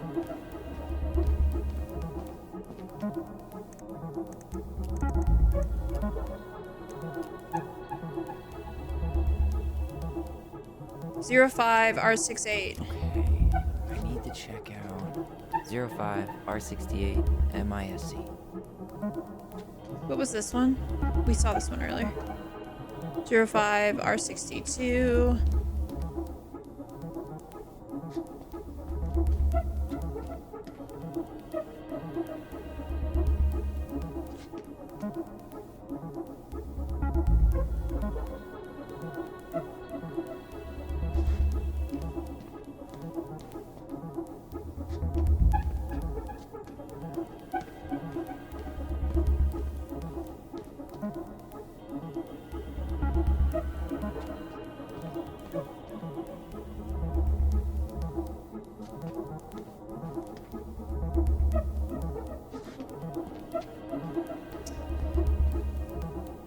Not this one either.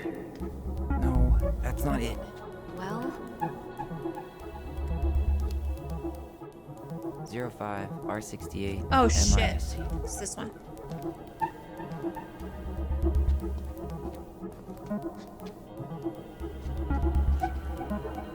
There.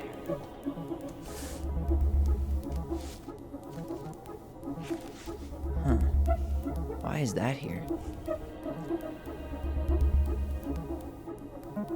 Pressure and headache, loss of consciousness, nausea, daze, concussion. I, Tessa, hereby release. Was she involuntarily admitted into the hospital?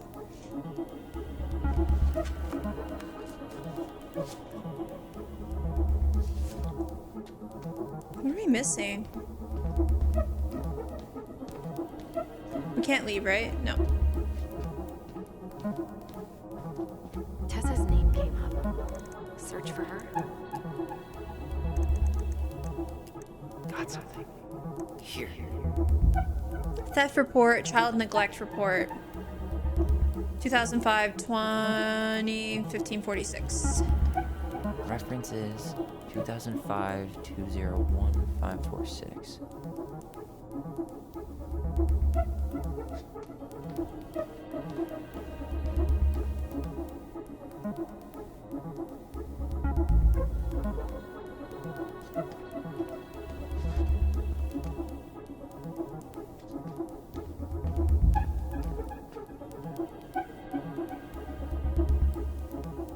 Is it this one? Okay, here it is. Wait, what the hell? Tessa accused her of child neglect. Theft type, shoplifting. I wonder if they charged her for shoplifting in Tessa's store. Like, you know how Tessa was always like, pay me back later? I wonder if Marianne couldn't, and so they reported her. Marianne entered Benny Betty Vecchi, owned by Thomas and Tessa. Miss Vecchi stated that she observed Ronan browse the aisles for approximately 10 minutes while chatting distractedly with Miss Vecchi. Stated that she had been behind the cash register, did not have direct eye contact on Ronan at all times. Vecchi stated that after those 10 minutes, Ronan asked Vecchi if she had any organic mosquito incense in stock. Vecchi informed Ronan that she did not, but stated she believed that this demand was odd due to the winter season. Ronan left without purchasing anything else. Vecchi stated that approximately 5 minutes she walked through the aisle where Ronan had been discovered, a missing box of detergent. Vecchi stated that she had very recently restocked the shelves and no one else had been in the store that morning. Vecchi stated that she has suspected Ronan of shoplifting before in the past, notably while in the company of possibly the aid of Ronan's 2 children. Vecchi stated that she had also reason to suspect Ronan had been guilty of child neglect. They don't eat and are exposed to all kinds of inappropriate influences. Vecchi believed it was possible some form of abuse may be occurring in home.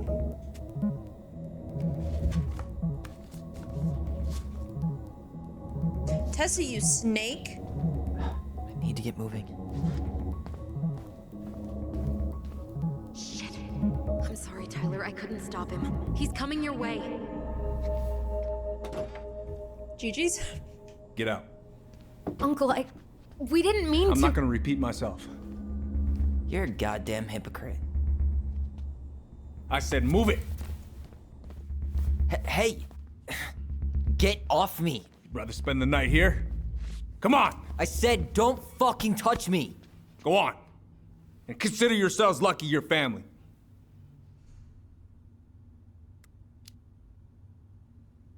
We have to keep it cool. You're right. Family. We have to keep it chill. And for Allison's sake, we should talk. About what? We saw our file. We know about social services. Why? Why did you turn your back on her? Why did Tessa?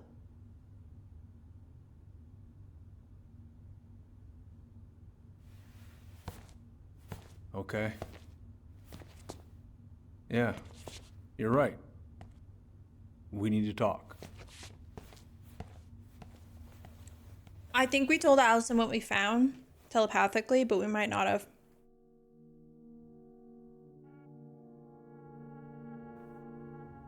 I still don't think Eddie's really at before fault. Your mother's death was hard.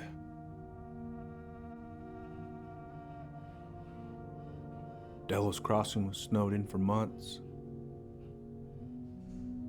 Most roads were closed and plane supplies were scarce.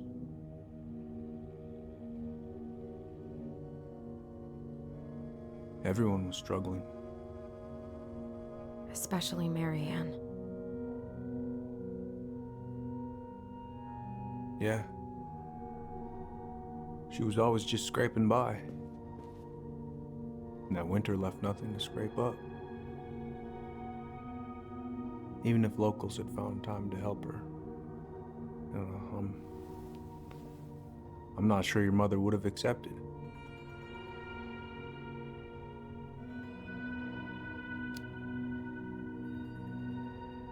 You're saying Tessa reported our mother because she was having supply issues? Tessa came to me because she was honestly concerned. Right. I was legally required to report Tessa's complaint, even if I didn't agree.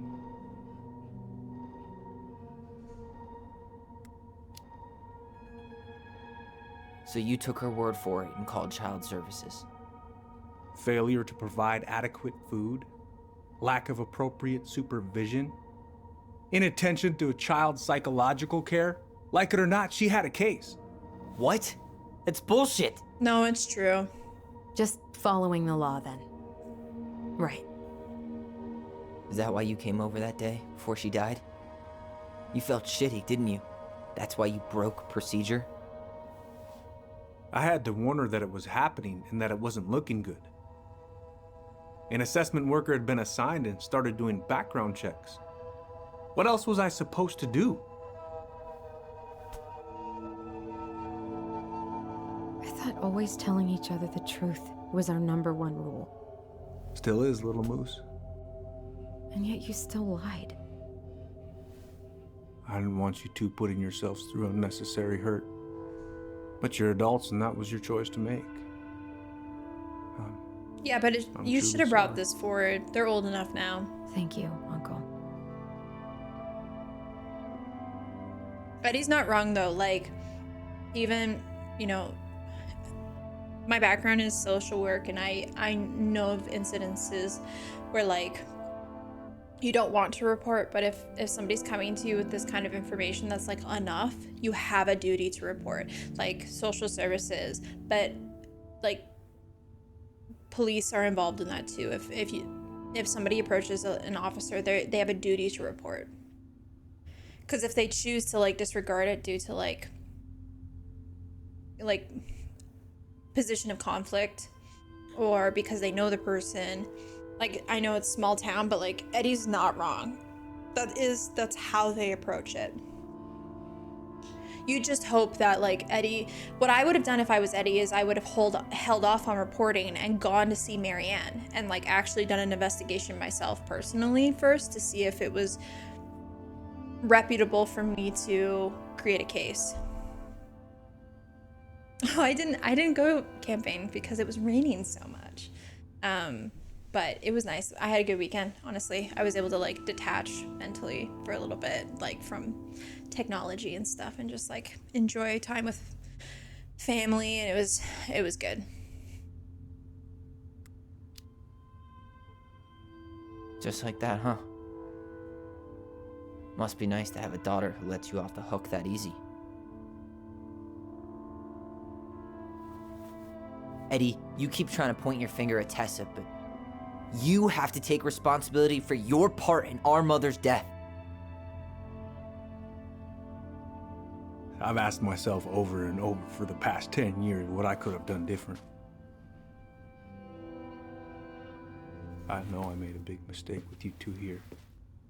And you've got every right to be angry. This is complicated because I don't feel like Eddie's at fault here. It's a pretty tough job. I've tried my best. And I'd like to try my best with you too, Tyler, if you want it. Now Tessa's a little shit. And she should have known better.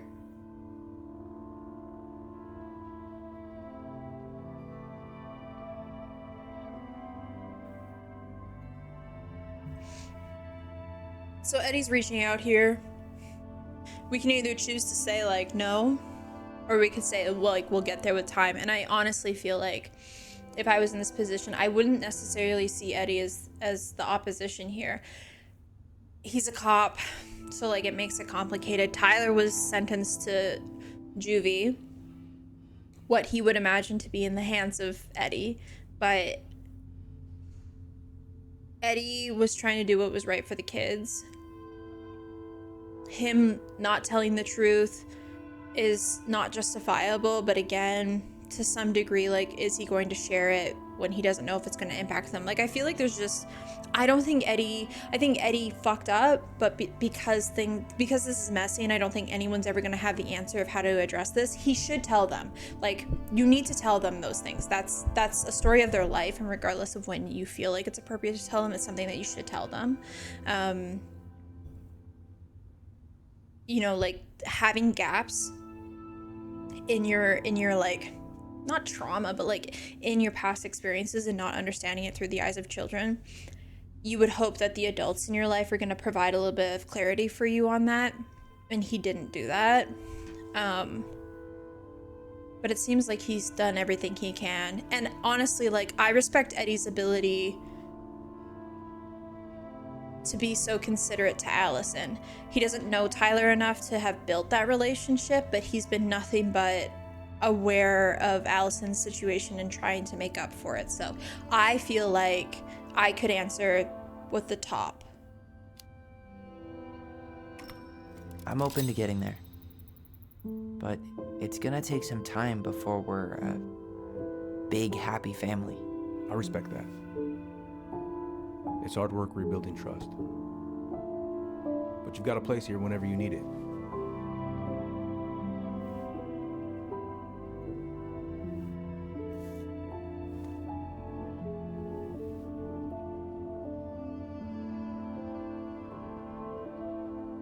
Group hug? No. Absolutely not.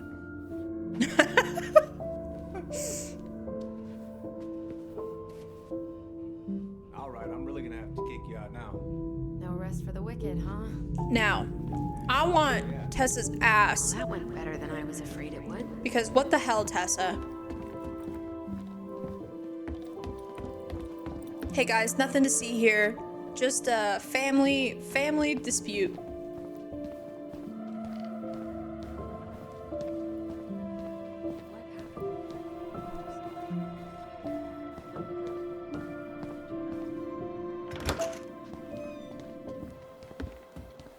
Allison, What? you feel like shit. How can you tell? Because I feel like shit. Allison's in a really weird position too, because she doesn't know. What are we gonna do about Tessa? Nothing. Look, we're not gonna do anything. That's enough, Tyler. No. Talk to Tessa. Why? What are you looking for? What are you expecting her to say? I want her to be loved honest. us. Really? Chief Brown, is it true? Is she? Oh my God. Children, Tessa, you need to leave. Come on, kids.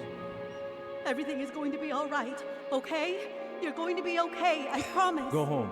You can't be here right now. It feels like Tessa has an ulterior motive, and I don't know what it is yet, but it seems like seems like her reporting Marianne was vengeful.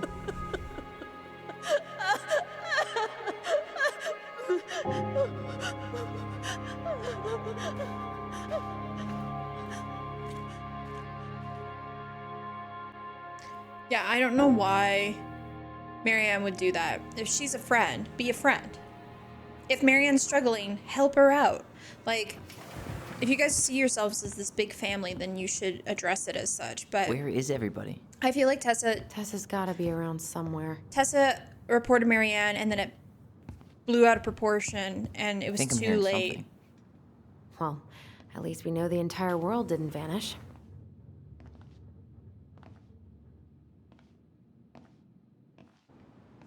But given who is here, we can't count out the rapture quite yet. I It's need to Cutie take a with the breather. booty. I'm gonna do a bit of shopping. Talk to him. You look for Tessa, okay? on it.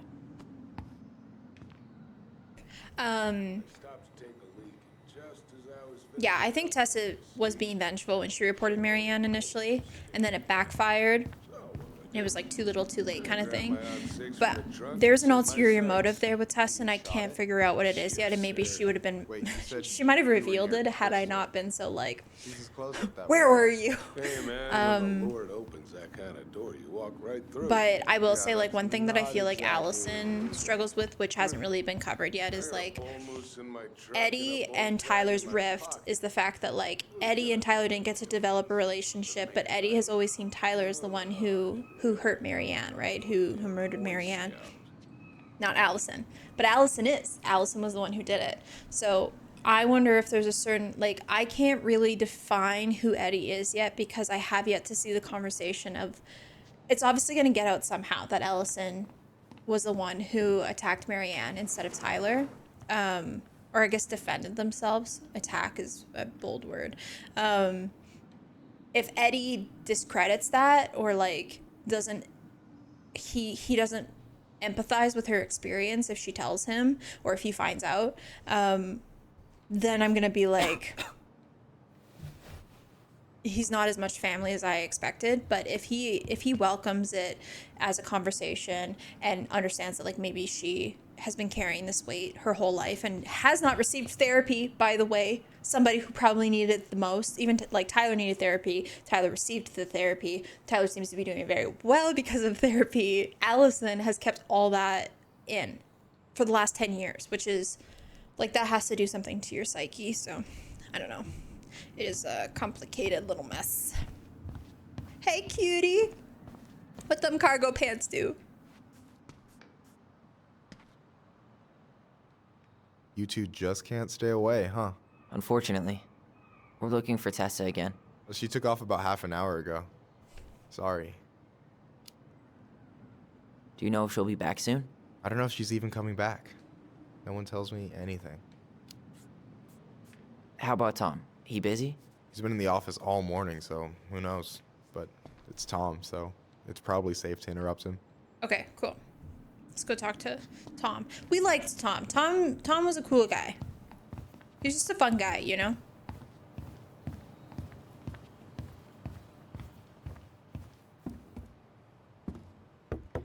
How he married Tessa, I don't know.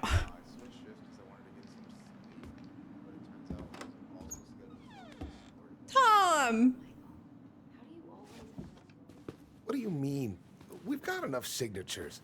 It should have at least been enough to stall construction while we figure out our next move. Well, why don't we schedule a meeting with the Alaska Wildlife Foundation? Try to get their support. Look, Harold, I have to go. We can pick this up at the meeting. I should be on my way over soon. Hey, I hope this isn't a bad time, but is Tessa around today? She had to step out for a family matter. This wouldn't be something I could help with, would it? Yeah, maybe, actually. We were over at the police station and we took a look at Marianne's case file. Okay.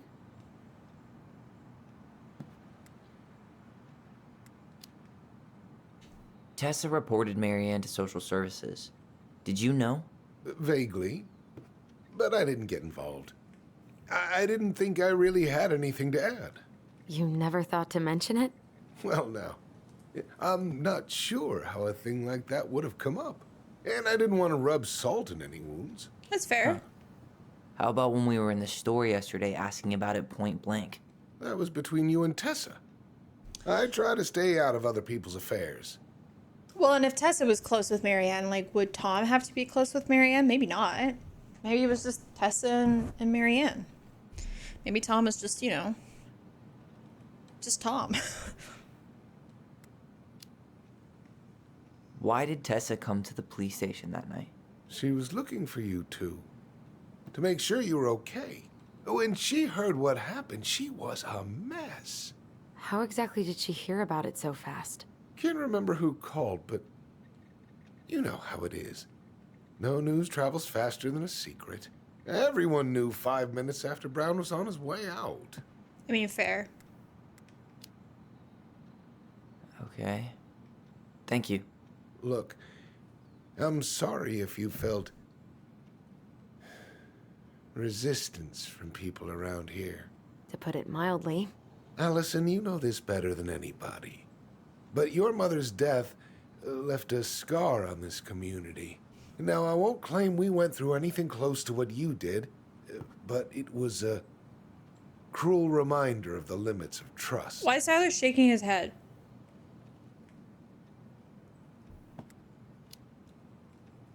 Well, if we want to get past the limits of trust, we all need to face what happened, which means being completely honest about it.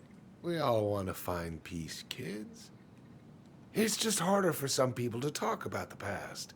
Now, you let me know if you have any other questions, okay? Hey, Yes? you said I should remind you not to be late for your meeting, so don't be late. Yep. I'll be on my way in a minute.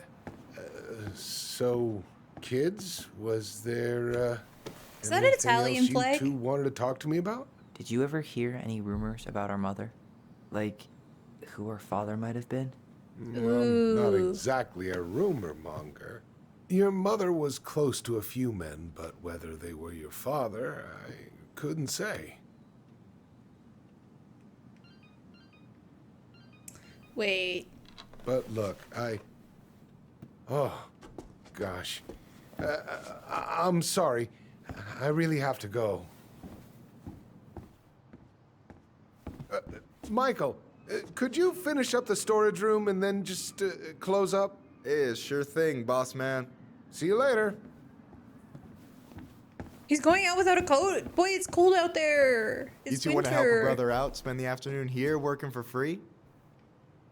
Anything for you, cutie. Why not? We came here to talk to Tessa, and she's not here. She's at the cemetery, visiting her parents. Oh. Hey, tell you what. Why don't you guys help me close the store, and then we can drive over together? I've been meaning to pay my uncle a visit. Can't we just wait for her to come back here? I'm not really excited about going there. Allison, you wanna see we don't have to Marianne? visit her grave.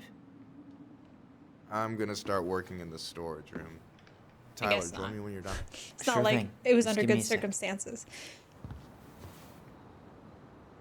Okay, so that's something we haven't talked about in this game is like who the kid's dad is, but was she pregnant with the kids, or did she arrive to Delos Crossing with the kids, or did she come here alone and then have the kids? Because that's an interesting, like, then is Sam, maybe Sam's the dad? No, because if Sam was the dad, then she would definitely like have married him. It's not like he would have let her go, you know? He doesn't seem like an absent father. But we still don't know, like, did Marianne have the kids here? Or did she have them before she came here? Because we know in the story, like,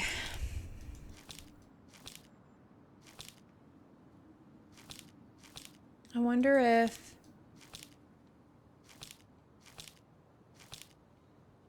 she doesn't have the goblins here.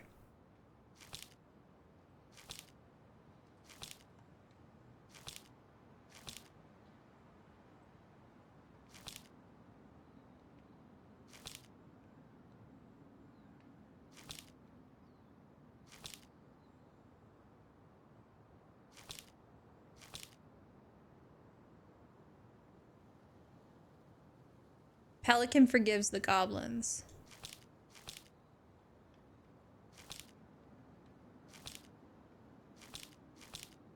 Mad Hunter gets his hand back. I want to read this one. Let's read this before we go see Tessa. Once upon a time, in a deep and ancient forest, there lived a pair of crafty goblins in a cave below a big wooden house. They lived with the wise princess, who shared as much food with them as she was able, but it was never quite enough. They left the goblins hungry, very hungry, always hungry. One day, as they were out foraging for food, the boyish pelican landed on a rock and dumped a smorgasbord from her beak, which the goblins knew was magic and never emptied. There were king crabs in red, blue, gold, and scarlet, veiny blue shrimp, pink-shelled scallops, oblong brown clams, purple shiny urchins, and even one prickly red sea cucumber. The food just kept coming. They watched as Pelican ate one clam and then took a nap. Do you think she would mind if we just took a little? Asked one goblin to the other. Her beak never empties. She won't possibly miss a couple of crabs, said the second, licking her lips. They were agreed, and so they crept over, filched some crabs, and ran. The goblins scarfed the crabs, but when they finished, they found that they were still hungry. She won't miss a handful of shrimp, said one goblin to the other. The goblins scarfed the shrimp, but when they finished, they found that they were still hungry. Maybe also a few scallops, said one goblin. The goblins scarfed the scallops, but when they were finished, they found that they were still hungry. So they went back for clams, and then urchins, and finally, even the sea cucumber. Finally, they were not hungry, but there was also nothing left. Just then, the pelican woke up. What happened to my food? She asked. Unable to lie about it, the goblins confessed their crime. The pelican was dismayed, but she was a charitable-hearted bird. She could tell the crafty goblins were growing little creatures. Goblins said, the poised pelican, I will share my food with you, but you must, in return, follow my example and be as generous with others as I am with you. Take that to heart, and I will have considered your debt paid. But we have nothing to give, said the goblins. You have your nimble hands, your crafty brains, and your lovely hearts, said the pelican. Crafty goblins realized how much they had to give. For the rest of the day, they looked for ways to help the other creatures of the forest.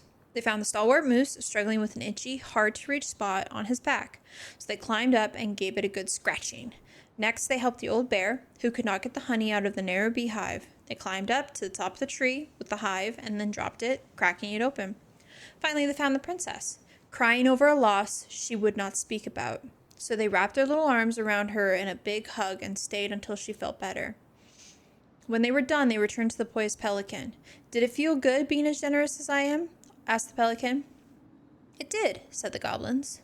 I'm glad, said the pelican. We all have problems that we can't solve on our own. But if everyone goes about the generosity of their hearts, then there is always someone on hand to help. But we all must commit to do so.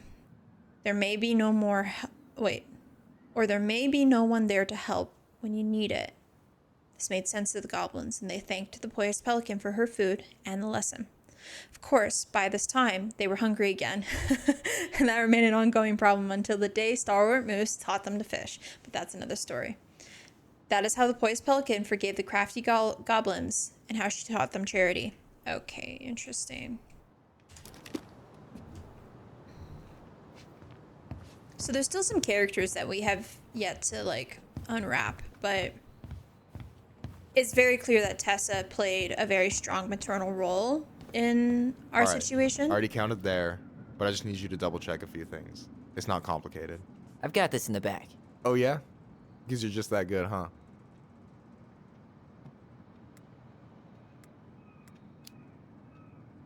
I'm clowning. I don't even know where to begin. What do I do? Yeah, let's start with an easy one, alright? Go to the back of the room and tell me how many cans of Molto Bene brand tomato sauce we have left. Aye aye. Molto bene. Peanut butter. Chat, you want some peanut butter?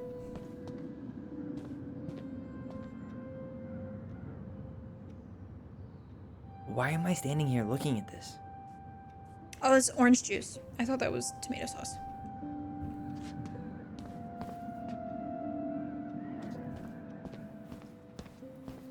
There we go.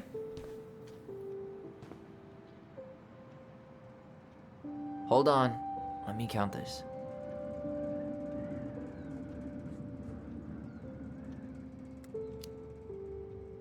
There's 14 cans of Molto Bene tomato sauce. Okay. Sounds about right. Man, I'm so good at this. That was easy. I need you to count the bottles of bleach for me. Bleach.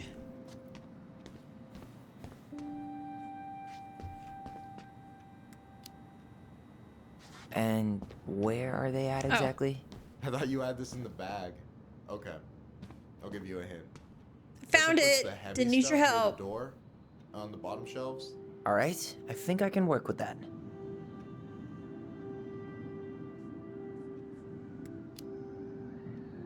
6? All right. Not bad, Tyler. Not bad. Careful. They might give me your job. Oh, you can have it. What's next? Come here and help me with this. Ooh, okay.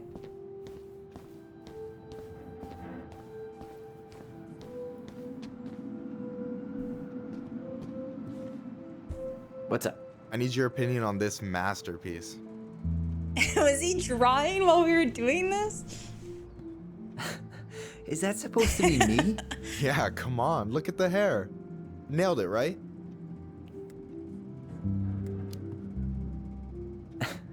The proportions are way off. I wish my arms were that big. Self-deprecating much? Your arms look good to me. Thanks. Ooh. I've been trying to hit the gym more, but weightlifting is the worst. You know. Amen. You should give dancing a try. Best workout there is, and well, there's always someone out there who needs a partner. So this is what you're up to while I was out there doing your work? What can I Michael's say? got Riz. I'm a multitasker. Hey, multitasker. I think you made a mistake here. Total amount should be 36. Oh, how dare you, sir? What? I just don't want you to get in trouble. Yeah, you're right. You know, I'm off my game today. I All love right. his Anything sweater. else you wanted me to check? I want Yep, that sweater. one last thing, and then we should be free from this purgatory. Hit me. Can you count how many plushies we have in that box over there? Okay. I've been looking for a cable knit sweater like that for so long.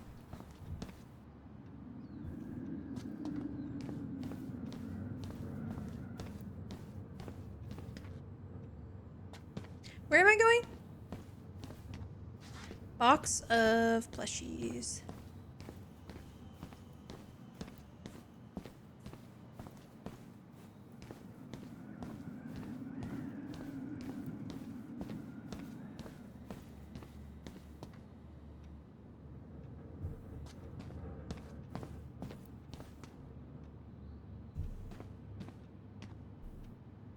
No.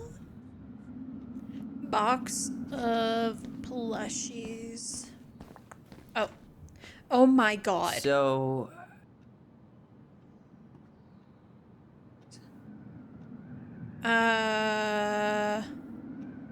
Wait. 2, 4, 6, 8, 10, 11. You've got about 11 left in that box. Did I get it wrong? Burn them. Michael? Ouch, what the fuck? Hey, sorry. It was just too tempting. Lesson number 1 in the ancient art of inventory. Never let your guard down. You have no idea what you just started. First one with 3 confirmed hits wins. Cool? Oh, I love them so much. Gotcha.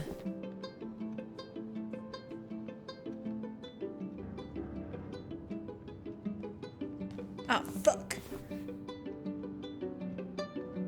He's gonna move.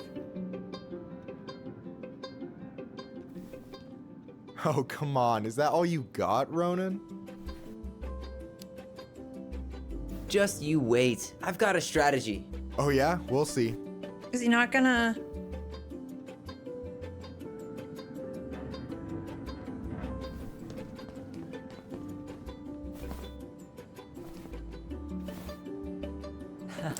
Gotcha. One more hit and you're out. Prepare to feel my wrath. God, you're corny. So, is this a typical workday for you? Nah, I usually don't have such good-looking company back here. Ooh, okay. Oh, so I'm good-looking company, huh? Yeah, well, don't let it get to your head. I'm still destroying you.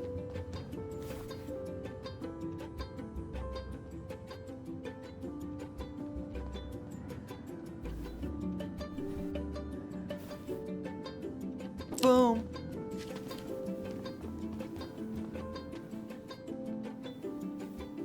Not the Tom's plushies.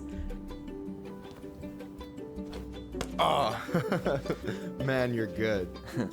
I told you not to doubt the golden arm. Well, we'll never make that mistake again. Okay, I'll need to finish this inventory thing real quick. Your sister's probably done already. Here, let's hit the bitch's grotto. The what? Fancy name for the couch where Allison and I sit during That breaks. couch is All right. crusty cool. dusty. Let me see what you've done with the place.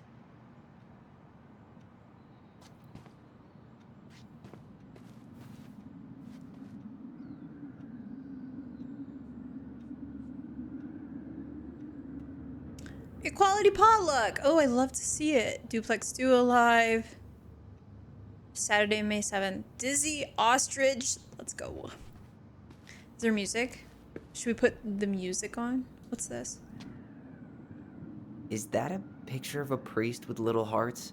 Yeah, that's the hot priest who hosts Bible study with Tessa. For the record, that was Allison's doing. She had a crush on him for ages, but he is very, very hot. Shit. Yeah. I remember him from when we were kids. That's Father Batista. Yeah, he's got that Batista? silver fox thing going on now, see? Yeah, yeah. Oh my I see it. god. I'm surprised Tessa let you hang this up. Yeah, she hates it. But as long as I don't promote my lifestyle in front of the customers, she doesn't say anything. Man, must be exhausting to spend your days educating these people. Here's the thing, I don't. Opening the mines of this town would be a full-time fucking job. And emotional labor pays shit.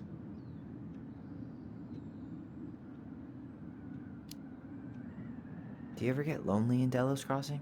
Yeah, sometimes. So I'm always in Juneau working with the JCE, meeting new people. I gotta make my shit happen for me, because no one else will. Right. I feel you. Hey, I hope this isn't too personal, but you ever been with anyone in Delos Crossing? I dated a guy in high school for a minute, but we had to keep it quiet. I've been with a few other people, but that shit's tricky out here. And what about you? You ever been with a guy?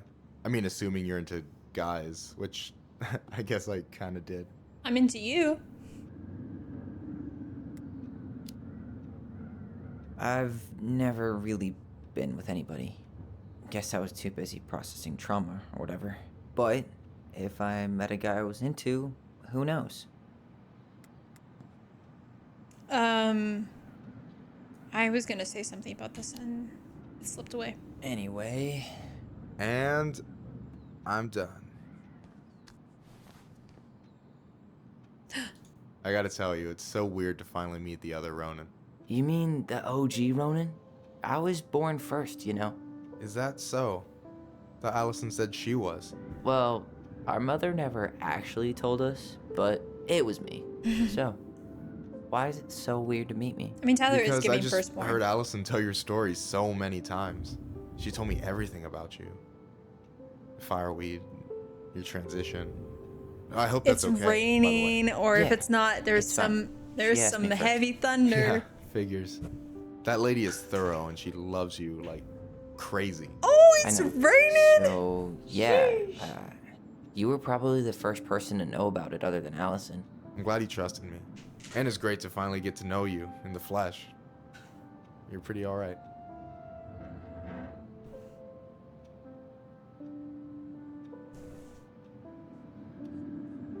Yeah, if you hear behind me, that's just thunder.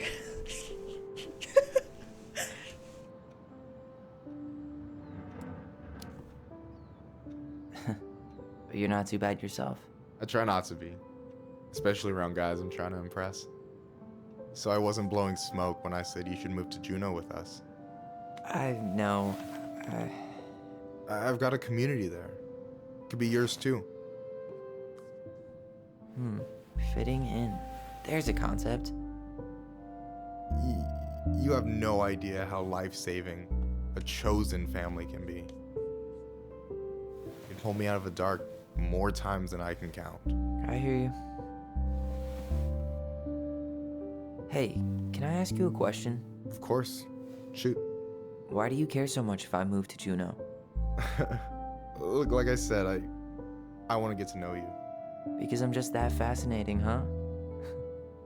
Honestly, yeah. I think you might be one of a kind, Tyler Ronan.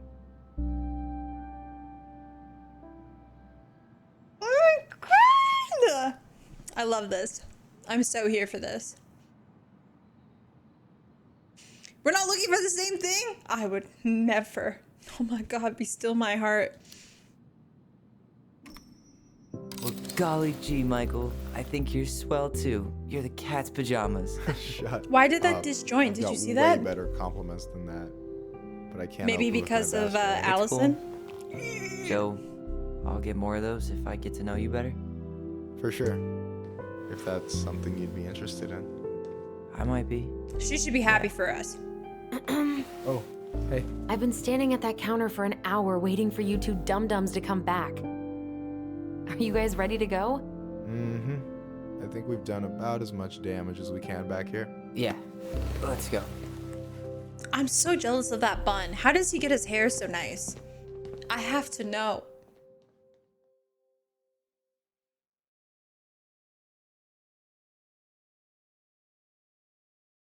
You just know he takes that bun down. Luscious locks. Here we are.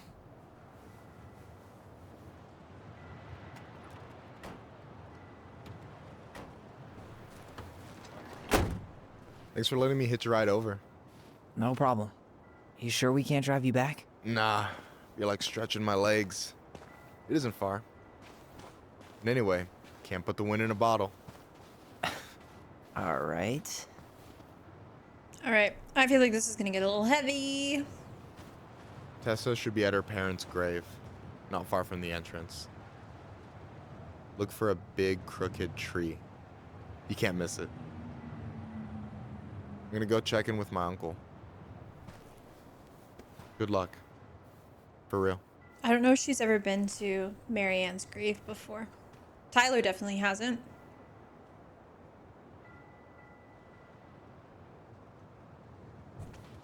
Okay, we're Tyler in You this look one. pretty spooked. I've never been a big fan of cemeteries, especially after, you know. I promise after this we can chill at the house. Cool? This is like so stinking pretty though. Like, can we just take a moment or...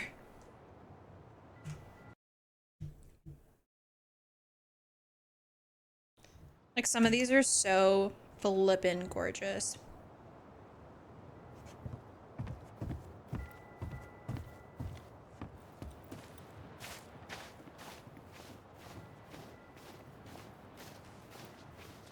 So, did you ever come back? Shh, keep it down. Better? Much.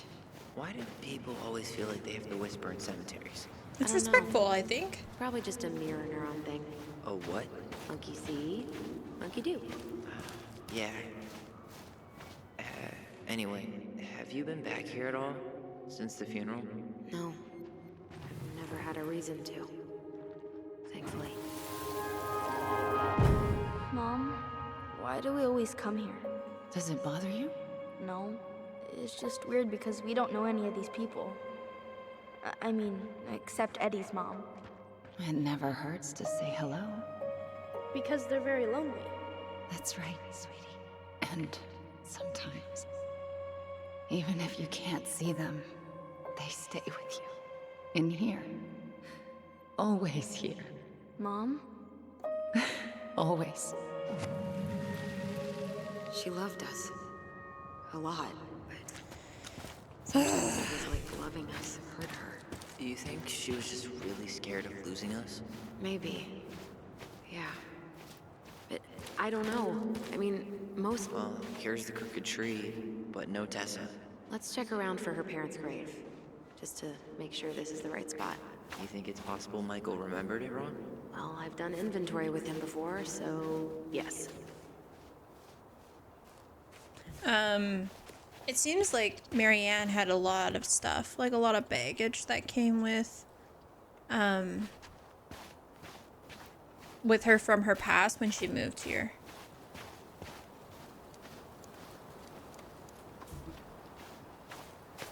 Michael's with his family. Look, there's Michael. I don't know if I should interrupt. Feels maybe disrespectful.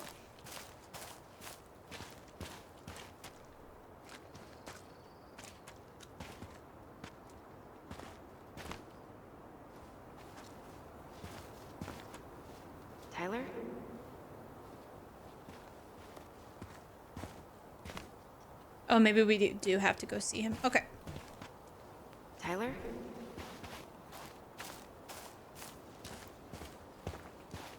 When did Michael's uncle die? Last year. It was really hard on him. He's still feeling it. We can't talk to him. Long time no see. Do you want some company? Oh, here we Come go. on over. Make yourselves comfortable.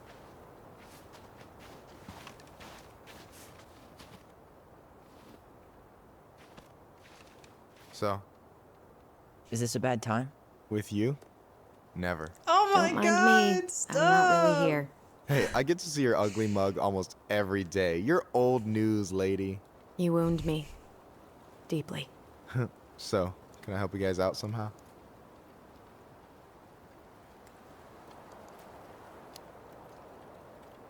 So we might be having some trouble finding a particular grave. You serious? Walk straight to the big tree, then look to your right. I swear, bats have better eyesight than you two. Says the guy wearing glasses. Yeah, but these are magnifying glasses, and they do infrared, so I see everything. No, they do not. So what was your uncle like? Oh boy. Where do I start? You know that one grumpy grandpa in all the sitcoms? The one that types like a T-Rex and never leaves his recliner?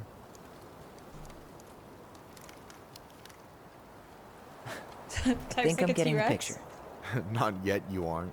As grumpy as he was, they didn't make him any sweeter than him. He's the kind of guy who accepted you for where you were at, even when he didn't approve. Not many of those out there. Yeah, that's good fam right there. You and your uncle were really close, huh? Definitely. I could push his buttons without even trying. My family's old school Clinkit. Spent more time with my uncle than my dad.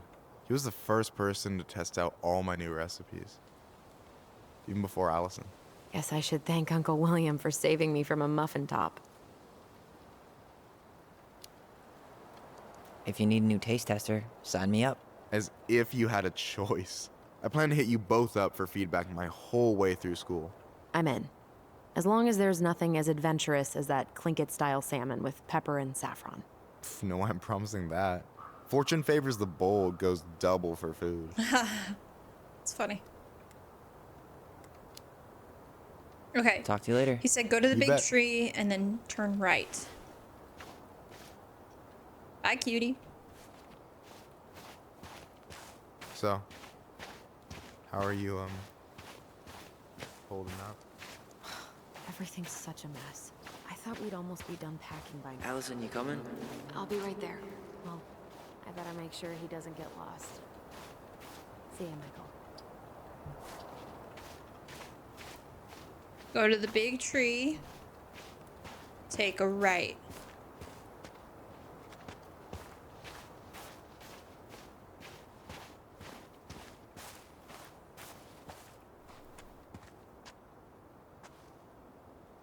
Ben. Short and simple. I like it. Come on. There's only a handful left.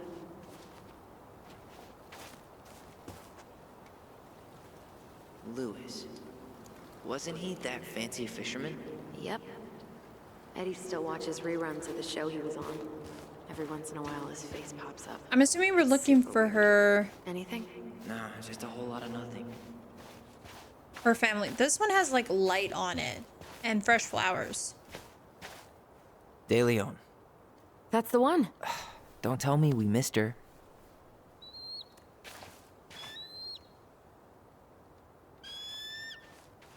Hello, Mr. Eagle. Kids. It's time. Are we going to see Marianne?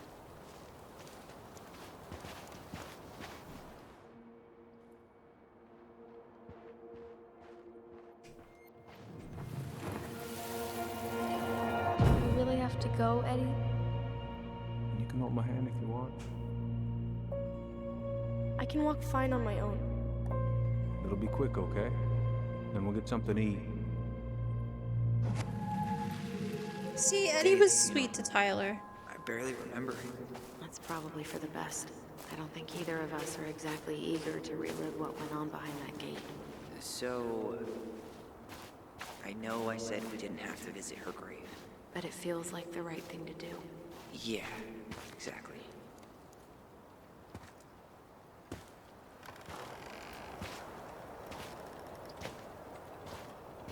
Do you remember where she is? No. For what it's worth, I remember staring at the water during the funeral.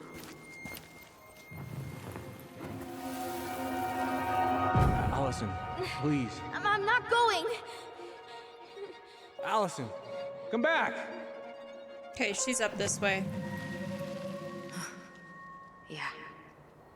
Any hope that this would be easier than last time? Totally gone. At least this time no one's sending me away. I'm holding you to that. Afterwards, you and I had a moment over there by the totem, right? I wonder if we could see that. Doesn't hurt to check.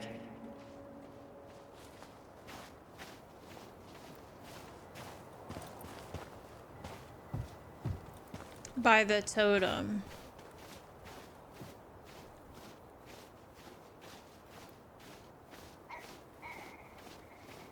This spot's familiar.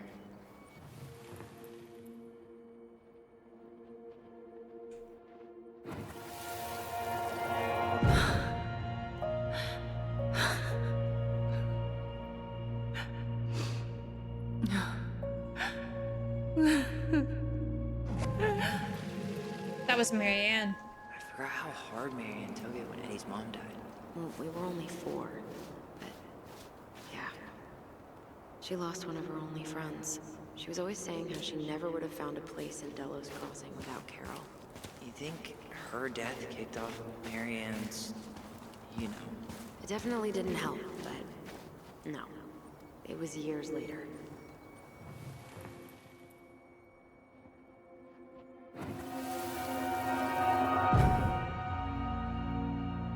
I won't let them take you away. I'm gonna tell them the truth. You swore, Allison. I'm gonna be okay. Please, don't worry about me. Awful that they were separated. I know I'm supposed to get over this Brown thing, but I really wish you'd been able to come visit that much. Yeah, me too, but look, I didn't make any promises that day.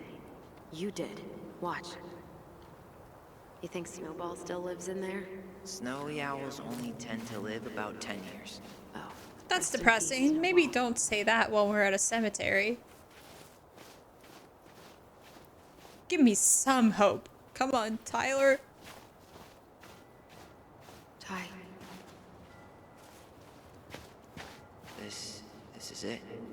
No dice. You just said this is it, fam.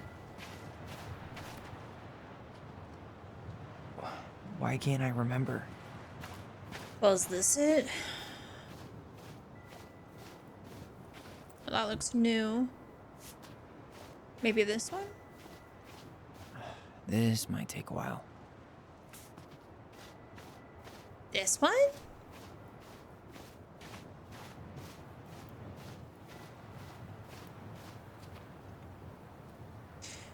What?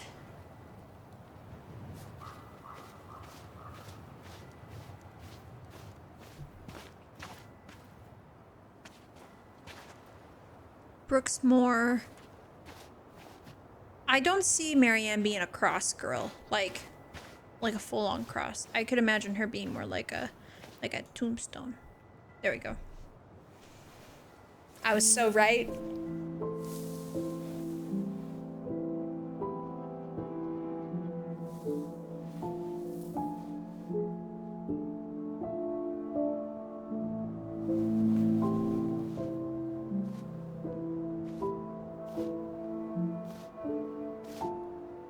Allison.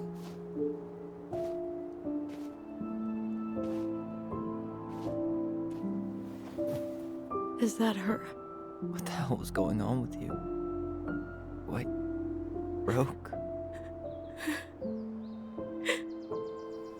Why didn't you say anything? We were your goblins. You have to do it all alone.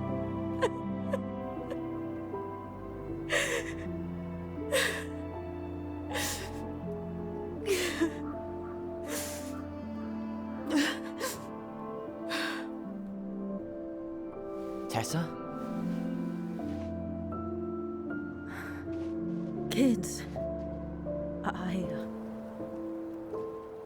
I wasn't expecting to see. What are you doing here? What are you doing here? Feeling a little guilty, maybe?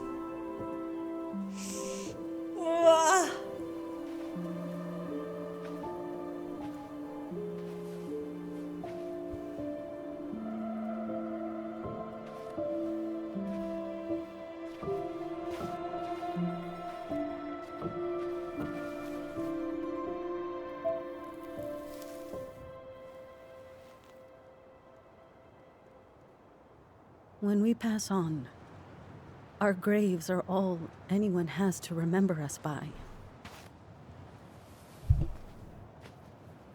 Letting hers just fall apart would be cruel. I'm not a cruel person. Cool You enough sure? to call social services on our mother. I wanted to protect you. Marianne was getting worse all the time. I was afraid that if things kept going the way they were, then one day... We were going to end up dead? No, I won't do this again. I refuse to be held responsible for her choices. Marianne was fine until you reported her. Fine. She was getting by on handouts for years. There are only so many times you can show up high to a generous offer of employment. Assuming you show up at all. In the end, she isolated herself from everyone. She was alone and out of options. She had us until you threatened to have us taken away. I couldn't let her drag you down with her. She had you stealing for God's sake. Your mother never wanted to be a part of this community. She always thought she was better than the rest of us. A spoiled little girl playing fairy princess in the woods. If she just settled down with someone instead of running around with married men, well, just ask Sam Kansky how much better that would have been for everyone. Wait, what? Oh God. What happened between them?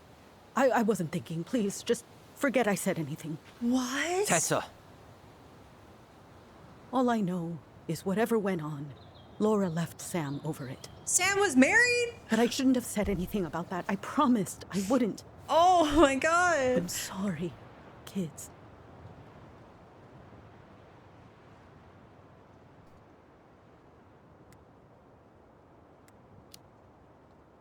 I get that Marianne wouldn't let you help her. But there had to be a better way to deal with it. Yeah. Especially if she was having some kind of crisis. Yes, you're right. There were other things I could have done. Better things. I know I've made mistakes. All I can do now is say that I'm sorry. If I could give you back your mother, I would. I don't deserve your forgiveness, especially yours, Tyler. But if there's a place for me in your lives, I'd like to be there. I have to know something first. Are you good with who I am? I've been thinking about that since you came home. I believe that my life is better for having lived it by God's word. But I also believe we don't always understand what he's saying to us. I prayed for guidance. And seeing you standing here in front of me, such a strong and thoughtful young man, I think I have his answer. That means a lot to me. Thank you. Tessa, I know the last couple of days have been heated. I'm up for a fresh start if you are, but it's not really up to me. Tyler?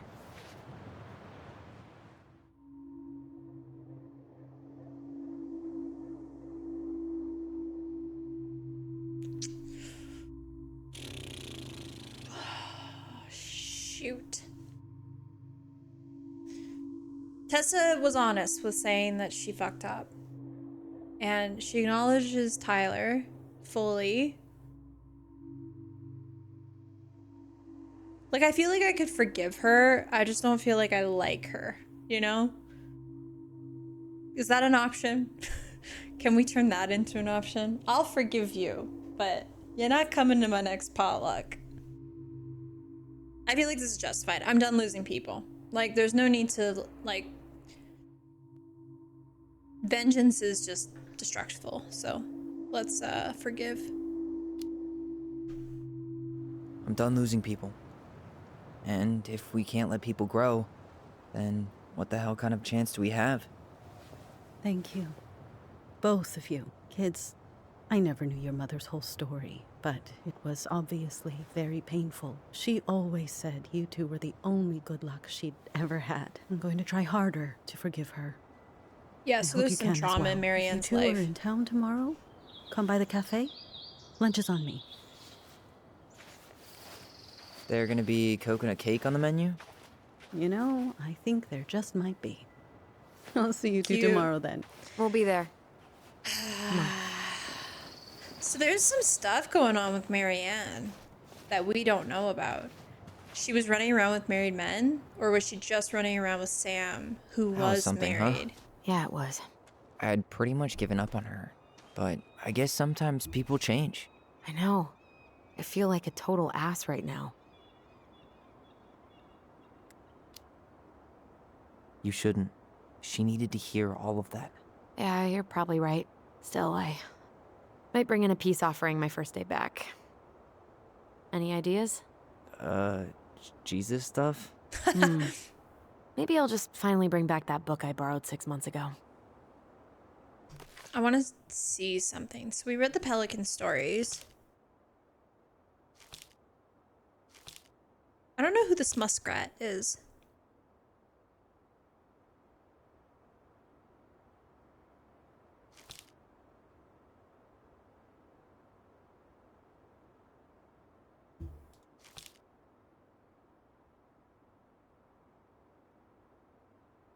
The Princess and the Two Thieves. Is that a good one? Maybe we should read that one.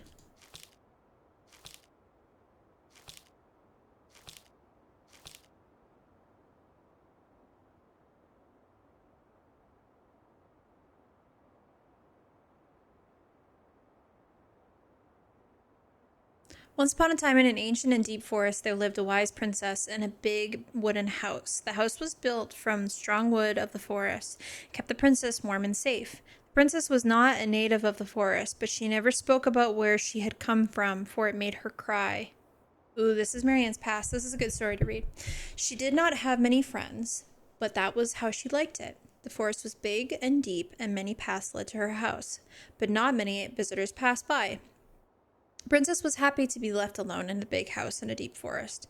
She knew the forest would provide her, but that its generosity had to be respected.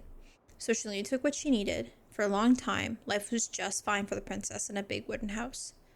One winter, when snow blanketed the earth and ice bent the trees low, the wise princess realized food was disappearing from her house. It was not much at first, only a few fruits and nuts, and eggs vanishing during the night. Maybe it's the birds, she said, or the mice.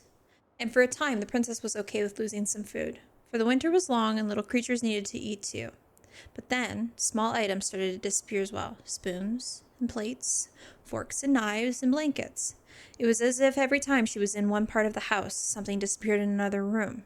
That can't be birds or mice, said the princess. I think I have a thief. So, she went outside to look for traces in the snow and noises in the wind, but there was nothing to be found, nor to be heard. That's strange, the princess said. Or said the princess. Maybe the thief is hiding inside my house. For many days, she hunted looking behind the curtains and under the bed, in the attic and the chimney, behind the poles and under the carpets, but she found nothing. And as she searched, food kept on disappearing, night after night. I will make a cake, frowned the princess, a big cake, with every egg and fruit and nut I still have, so that I only have one thing to keep my eye on. She spent the whole day making the cake and using everything she had left. The cake she made was so big she could hardly carry it. If I manage to protect the cake, I'll be able to survive the long winter, she said. So she added a lock to the oven. She kept the big cake safe inside, but the next morning the lock had been opened and the cake had disappeared. At first, the princess cried, because the cake was the last of her food until the snow melted. But then she noticed 2 tiny trails of feet into the spilled flour. She followed the tracks to the hidden hatch in the floorboards. This is how the princess realized that 2 tiny thieves were living under the wooden house right below her feet.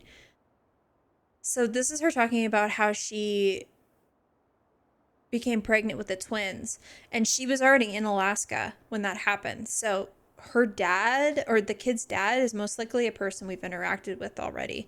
Or maybe not. Well, maybe. I mean, we have 3 offenders here. No, 2. Sam and Eddie. I don't know. I don't know.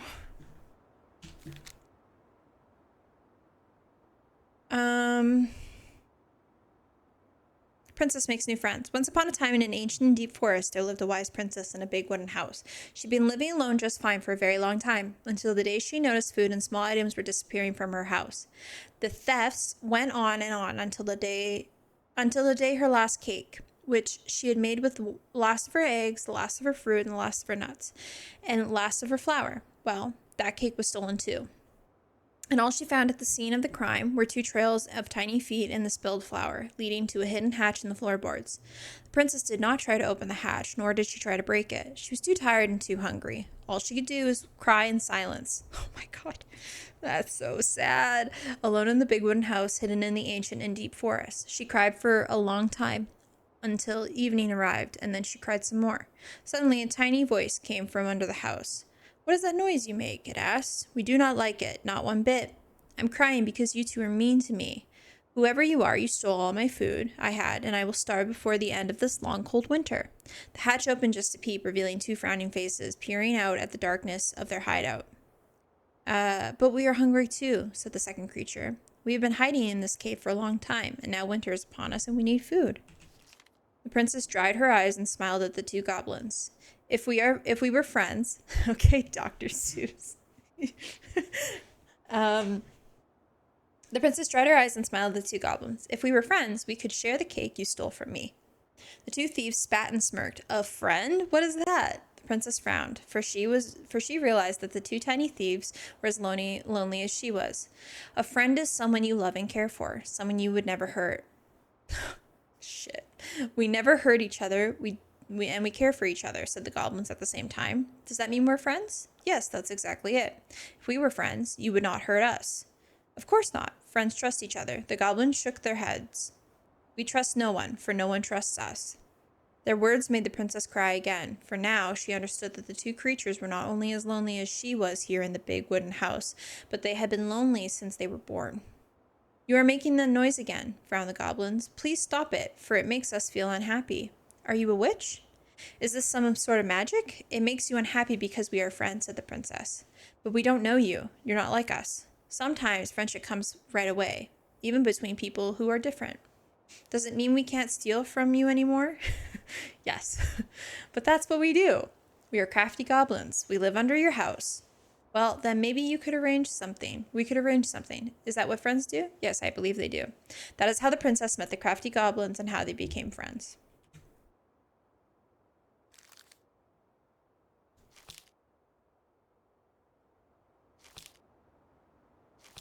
I don't want to read too many of these ahead of time, just in case it opens up storylines here that we haven't revealed yet, but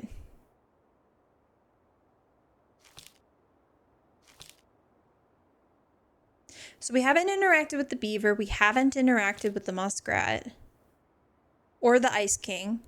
Well, we kind of have, but I don't know.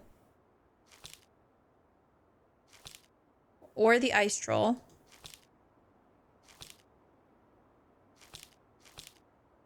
Or the frog. We don't know who the frog is. Okay, we're still missing some people here. Interesting. Okay, so... Well, we just opened up some more tea then, because we don't know who Marianne was shacking up with, but she was obviously with Sam for a period of time. Maybe not. Maybe Tessa's just gossiping. But Marianne was known to be around married men, which is not great. And the fact that we have no father maybe means that she... You want to sit down for a bit? She got with a married man. It's a small town. Wouldn't want it getting out. Not a bad view, right? Yeah. I get now why they put cemeteries in nice spots. Takes a little bit of the sting off. Listen, I know this has been hard. I'm really grateful you saw it through with me. Fireweed was great, but there was no one really there for me like that, you know? You're the only one. Hey, brothers and sisters, right? But it's been way more brothers than sisters lately, which is why I'm trying to say thank you. You really don't have to. You saved my life, Allison. Only for you to end up locked up in fireweed for the rest of your childhood. Wait, are you still blaming yourself for that? Don't. It was my choice. It's just... I stole your life, Tyler. And then I totally wasted it. That's not true. You're on your way to Denali. My goal's gonna be a famous chef, and what am I doing? Nothing.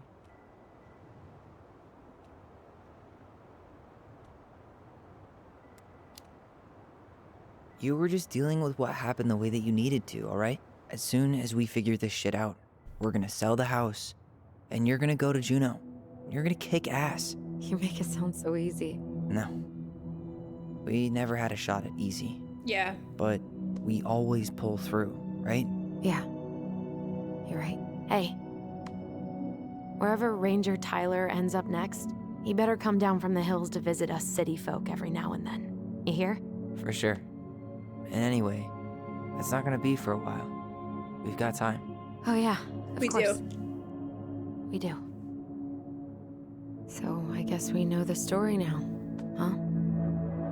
Marianne was done with Delos, and Delos was done with her.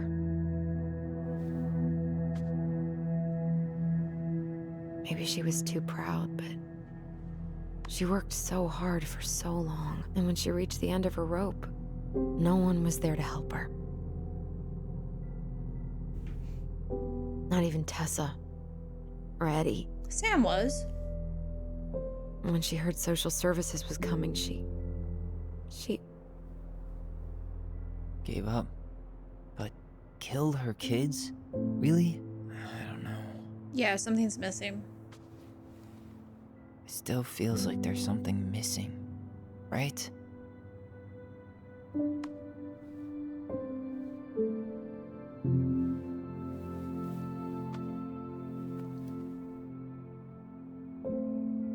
You're never gonna understand what was going through her mind.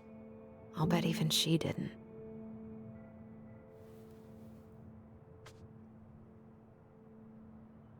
You can't introduce their dad and not have it be like It's the probably thing. always gonna feel that way. You know? There's more to that we have to discover.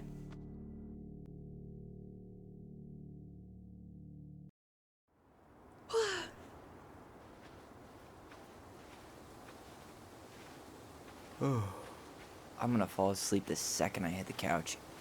You better rally. We still have to do some cleaning before bed. Do we have to? Hey, whoever packs the most gets the big couch tonight. Shit. Allison. Fire! I'll get the fire extinguisher.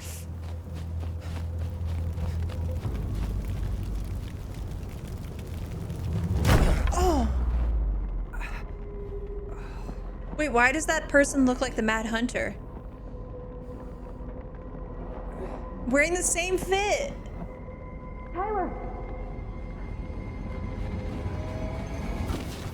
Tyler, are you all right? Allison, barn. Stay there. I got it. Why were they burning stuff?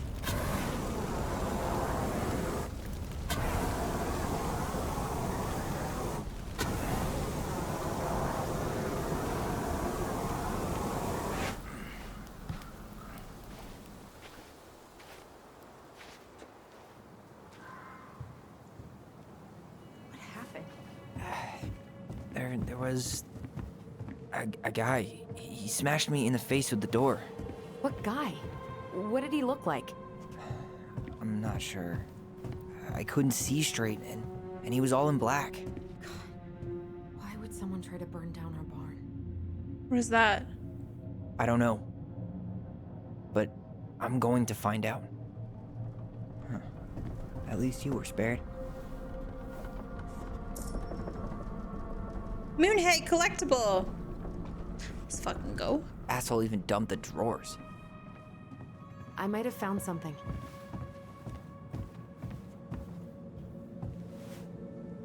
Is that a box under the barn? Yeah, what the hell? I think this is where the fire started. So he was trying to burn whatever's inside? We should check it out. I'm gonna need to remove a few more planks to get to it. Crowbar. Where could we possibly find a tool to do that? Oh, there you are. Okay. Guess we know how he made the hole. That looks like a decorated box, like something that would pair with our book. Step back. I'll be fine.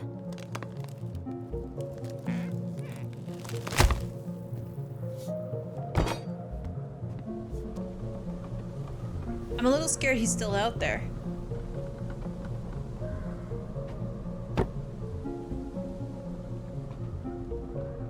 Well, I only know one person who Yeah. bothered to decorate a storage box like this. Marianne. Let's open it. What's that there? Some kind of 3 digits. Any ideas?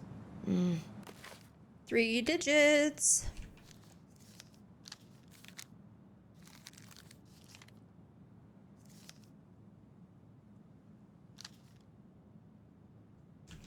I'm sure it's not going to be this easy.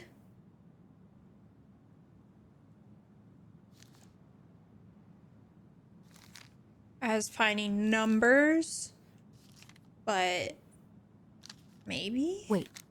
Look. It's the same symbol. The secret keeper. Well, let's see if we can find any numbers. Where the fuck did you see that?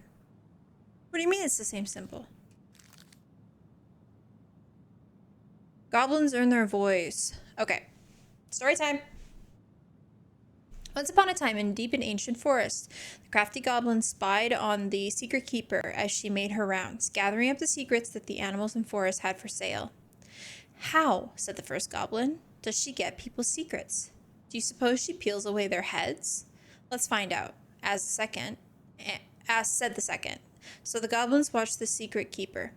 They watched her until the stalwart moose came to her, head hanging low. It was my fault. I chose the uneven trail. I can't bear to remember. The secret keeper nodded and gazed into the stalwart moose's eyes. Though the goblins couldn't hear anything, they knew she was speaking to the moose, for the secret keeper spoke in people's minds with the gift of the voice. Oh, let's go. We have that. After a few minutes, the stalwart moose blinked. I feel lighter, said the moose. Did I just give you something? The secret keeper nodded, handing him a coin. Stalwart moose nodded and plodded along down the trail.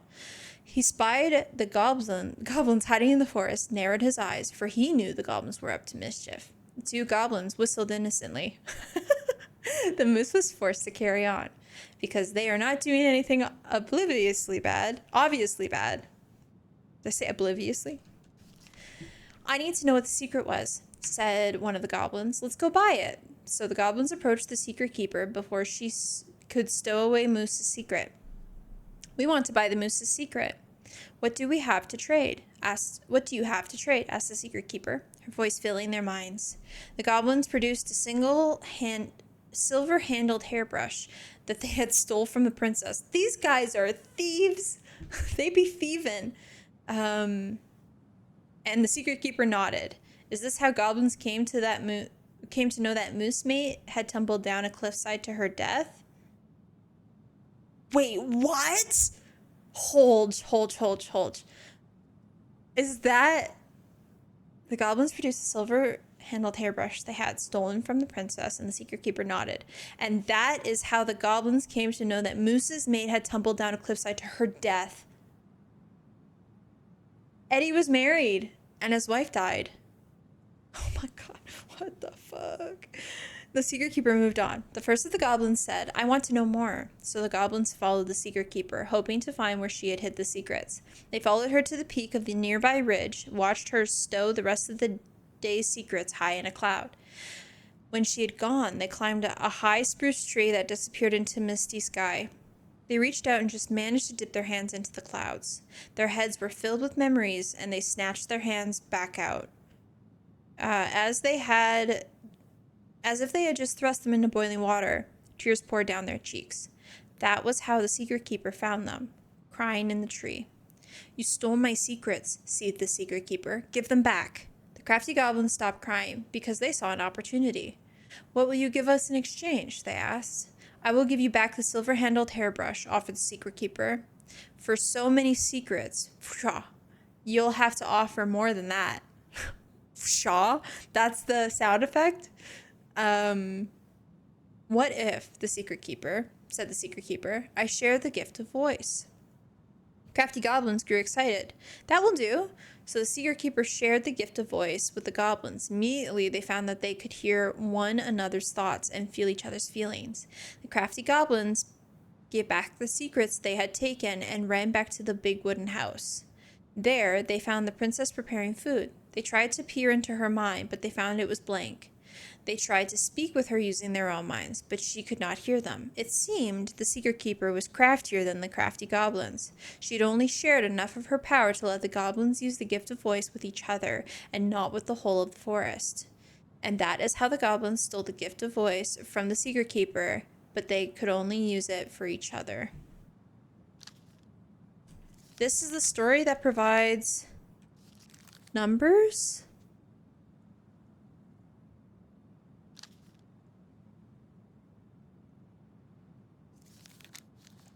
We sure?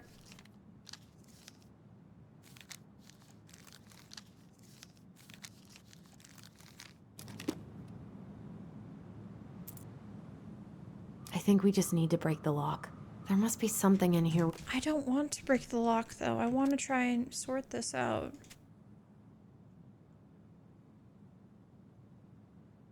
Oh my god, I just saw something. Look. That's a 3, and that's a 0.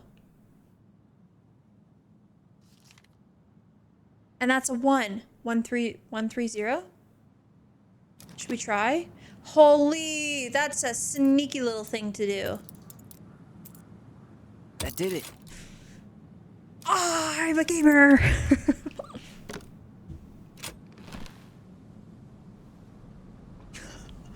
That's a sneaky little trick. Fuck. That's rough. Marianne, I'm sorry you're in this situation. This guy tried to push Marianne to get an abortion. I know you feel... Even though she wanted to keep us. I know you feel you make a great mother, and I don't doubt you will someday, but right now you have to be sure you don't ruin 3 lives. My marriage hasn't been happy for some time, but she doesn't deserve this. But mostly I'm worried about you. People here talk, and I don't want you to go through that. I know money has been tight, but I'll do what I can to help you do the right thing. Just let me know how much you need. What the fuck? Guessing she didn't know how much of an ass he'd turn out to be.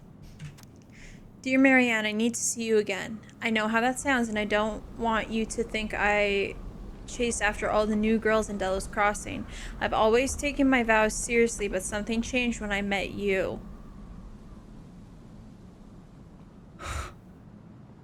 Who the fuck is this? When we're together, I feel like I'm doing 80 down the highway with my lights off, and I never want to stop.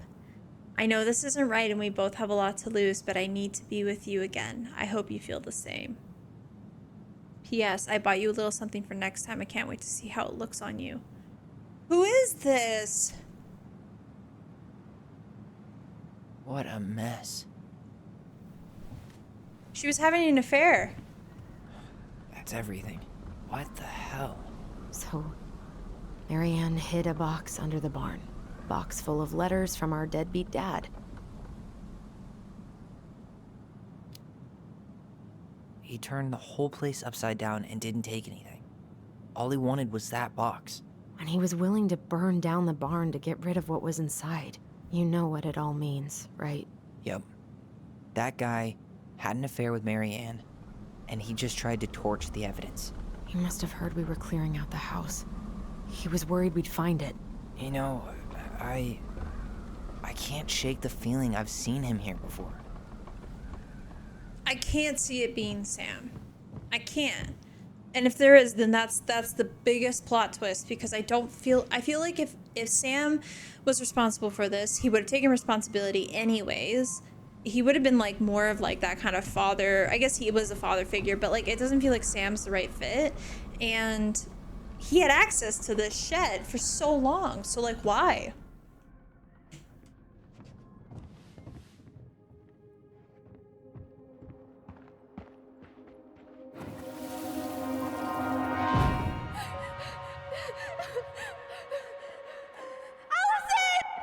Oh shit. You still hurting? Nah, worst case, I've got a nasty bruise.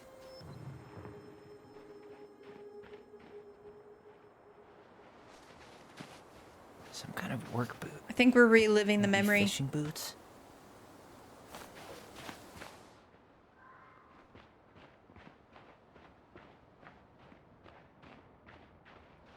Damn. He ran straight for it. No stops, no turns. He was on a mission. Trail ends here. It looks like he jumped into the gully.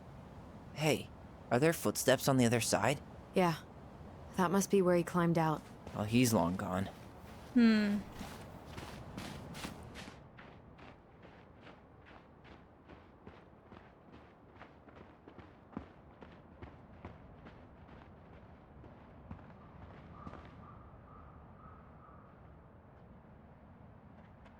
There's a memory to follow here, I think.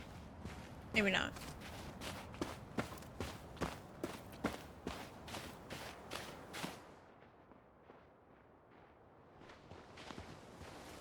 What's down here? I mean, this is where everything happened, but I wonder if we could, like, we'll find anything. Hey, what are you doing? Oh. Just kidding, we don't go over there. We don't talk about Bruno.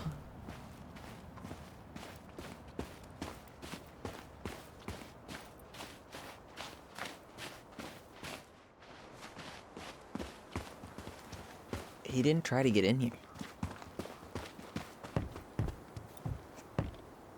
Just like we left it. Okay. Allison, move!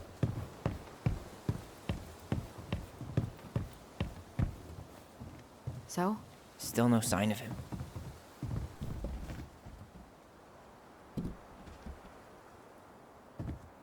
I feel like he knew we were out, right? I don't know. What are we missing?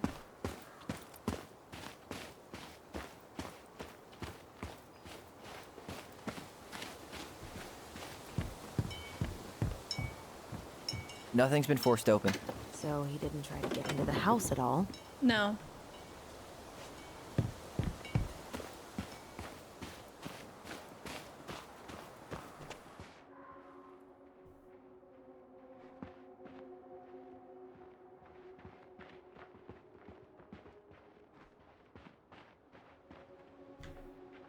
Is this the same memory?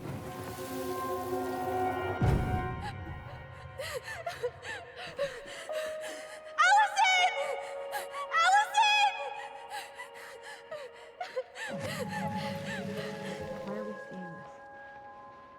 I don't know about you, but I haven't forgotten anything about that night. I would have said the same thing, but something felt different. I need to see the rest. But you know what happens down there. That's the thing. I'm not sure I do. All right.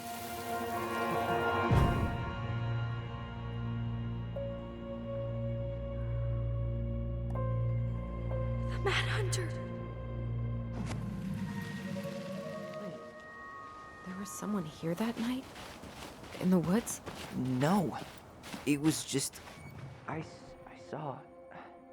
Who the hell did I actually see?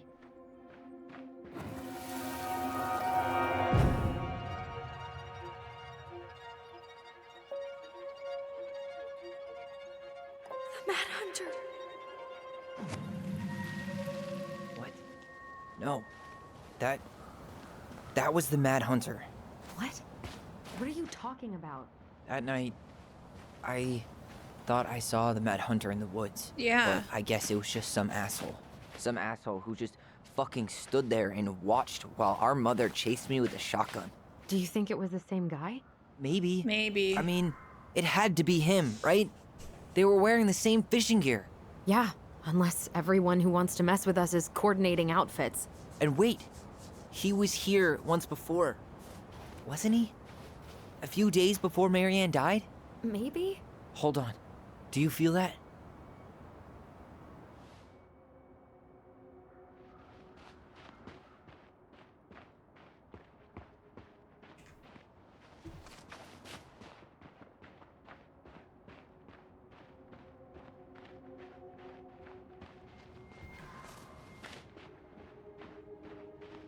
I think we have to go on the dock.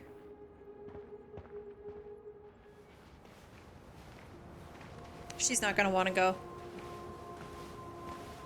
Tyler, not there. Our mother fought with someone on the dock about us. We need to know if it was the same guy. But what if it's not that memory? What if it's... I can't go through that again. We have to take that chance.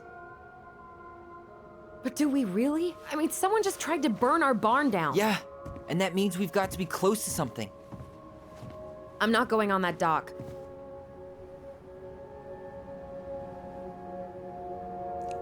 No, we're not using that. Even after what I did for you. No. That's too much. One more time, please. There's always just one more. Every time it seems like we're done with this, something new pops up. What if this is the only chance to figure out who our father is? Then we go on living our lives without him, just like we always have. Come on, we need to know the truth. For her. What if I don't want to know the truth, huh? Did you ever consider that? No. You just push and push and... You have to take responsibility for your part in Marianne's death. What? How can you say that to me? I didn't. But I did, right? Earlier, to Eddie. But I swear I didn't just say that to you. So we can't even trust our own voices now? God, I don't know. Allison. I'll do it. Let's go. If Marianne is not seen as the villain, then Allison's gonna have to come to terms with the fact that maybe she shouldn't have killed her mom. And that's like such a hard thing to try and face. That she maybe didn't see it the way that it was meant to be seen.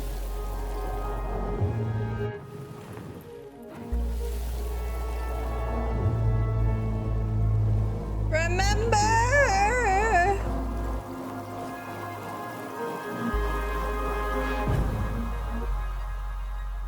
Ouch! Watch it! You're stepping on my foot! Can you hear what they're saying? Quiet! I don't want Mom to catch us out of bed. Oh, this was at night.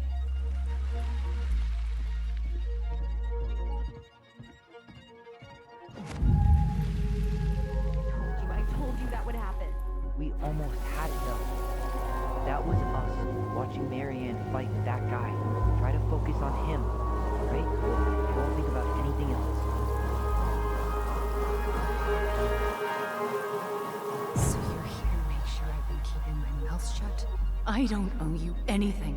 You've been a little all over the place lately. All over the place? I've just been trying to survive. If you want to make sure I don't get desperate, you could help us out. Lend me some money. What happened? Why did it stop? I wish I could hear his voice a little longer. We were so damn close.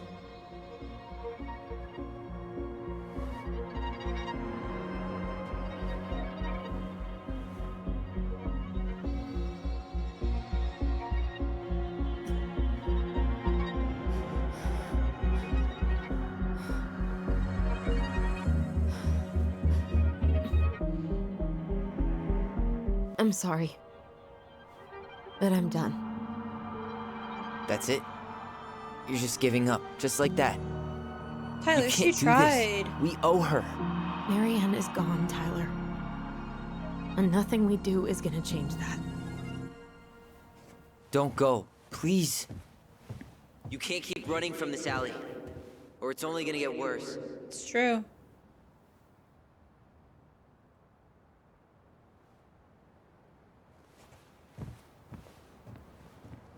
Man, I feel like when she finally faces it, it's gonna be like rough.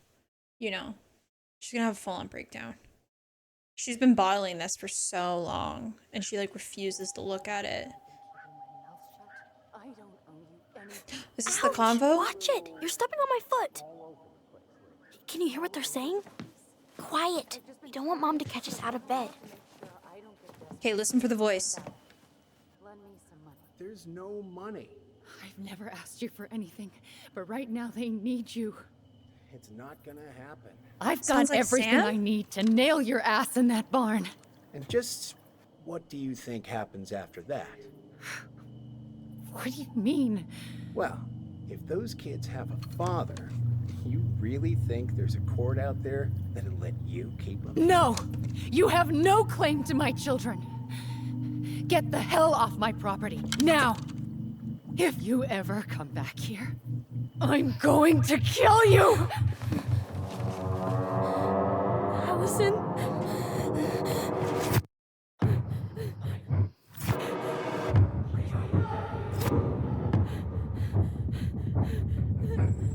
I'm going to kill you. No. No. I'm going to kill you.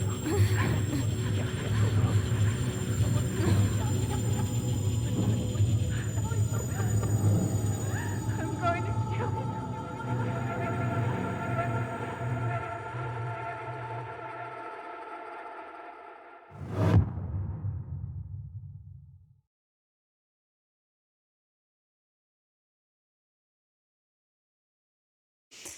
Oh God, I don't think she was actually going to hurt Tyler. I think she was threatening the dad. And I think the dad was the mad hunter. And she saw the dad and she spiraled, and Tyler thought, and Allison thought that she was threatening Tyler. And I don't think she was threatening Tyler at all. Because like, why would she say it like that? She said it like that when Tyler was in danger. In danger. I think that the dad threatened custody, threatened to take the kids away, for something, maybe for her to keep quiet. She obviously kept the kids. The dad didn't want her to keep the kids, was trying to keep it hush.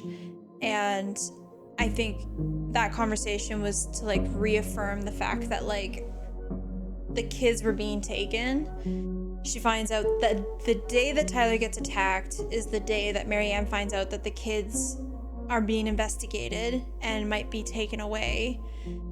She's spiraling. The dad has come to her and has threatened to take the kids.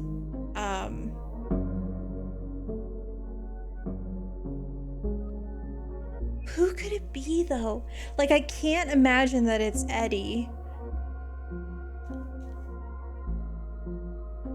It didn't sound like Sam, but it kind of sounded like Sam. Who was that? I cannot picture the face of that voice, but I feel like we've heard that voice before. It's bothering me. I mean, I'm sure we'll find out eventually, but we've heard that voice before. I don't know. But I think this whole thing was just a misunderstanding. I think the dad came back, she went on the defense, Tyler got caught in the crosshairs, and through the eyes of a child, Tyler thought that he was in danger because he cut his hair. And I don't think any of this had to do with Tyler wanting to come out as trans, to start the process and include his mom. I don't think any of that had to do with Marianne's reaction. And that is actually kind of devastating to think that like maybe this whole time she just wanted a better life for Tyler. And because like one thing that we're learning throughout this entire game is like a lot of the stories, a lot of the plot is through the eyes of a child, and children just aren't going to be able to understand things out of context. And so if Allison was to understand that she may have murdered her mom due to a misunderstanding, like, I don't know if she would recover from that, especially since she's already avoidant, right? Like, she's already trying to avoid it as much as possible. And now that they're unearthing all these secrets and all this information, I think Allison is struggling to understand that she was responsible when maybe nothing would have actually happened to Tyler. Which, like, how do you process that as like a daughter of your mom? I don't know, man. That is so sick and twisted. But I feel like they're starting to like heal a little bit, you know? Tyler felt Ellison discarded his feelings when choosing her memory at the house. Now, look here. This has happened twice now. I feel like Allison has been in the accurate side for both of these, but like Tyler's just kind of like more of a vengeful thinker. Tyler felt hurt about needing time when Allison refused the house showing. 34% accepted the appointment. It felt too rushed, especially now. I'm so glad we said no, because like now we have the Mad Hunter on our tail. Allison felt hopeful about becoming a family when Tyler forgave Eddie. 20% did not forgive Eddie. Eddie was touched by Tyler's forgiveness. Michael was heartened by Tyler's compliment. 24% of people turned down Michael. No. Tessa felt grateful the twins kept her in their lives. Oh, I honestly thought that number was going to be more split, of 81% choosing to forgive Tessa and 19% choosing not to forgive. I thought that there's going to be more people who chose not to forgive.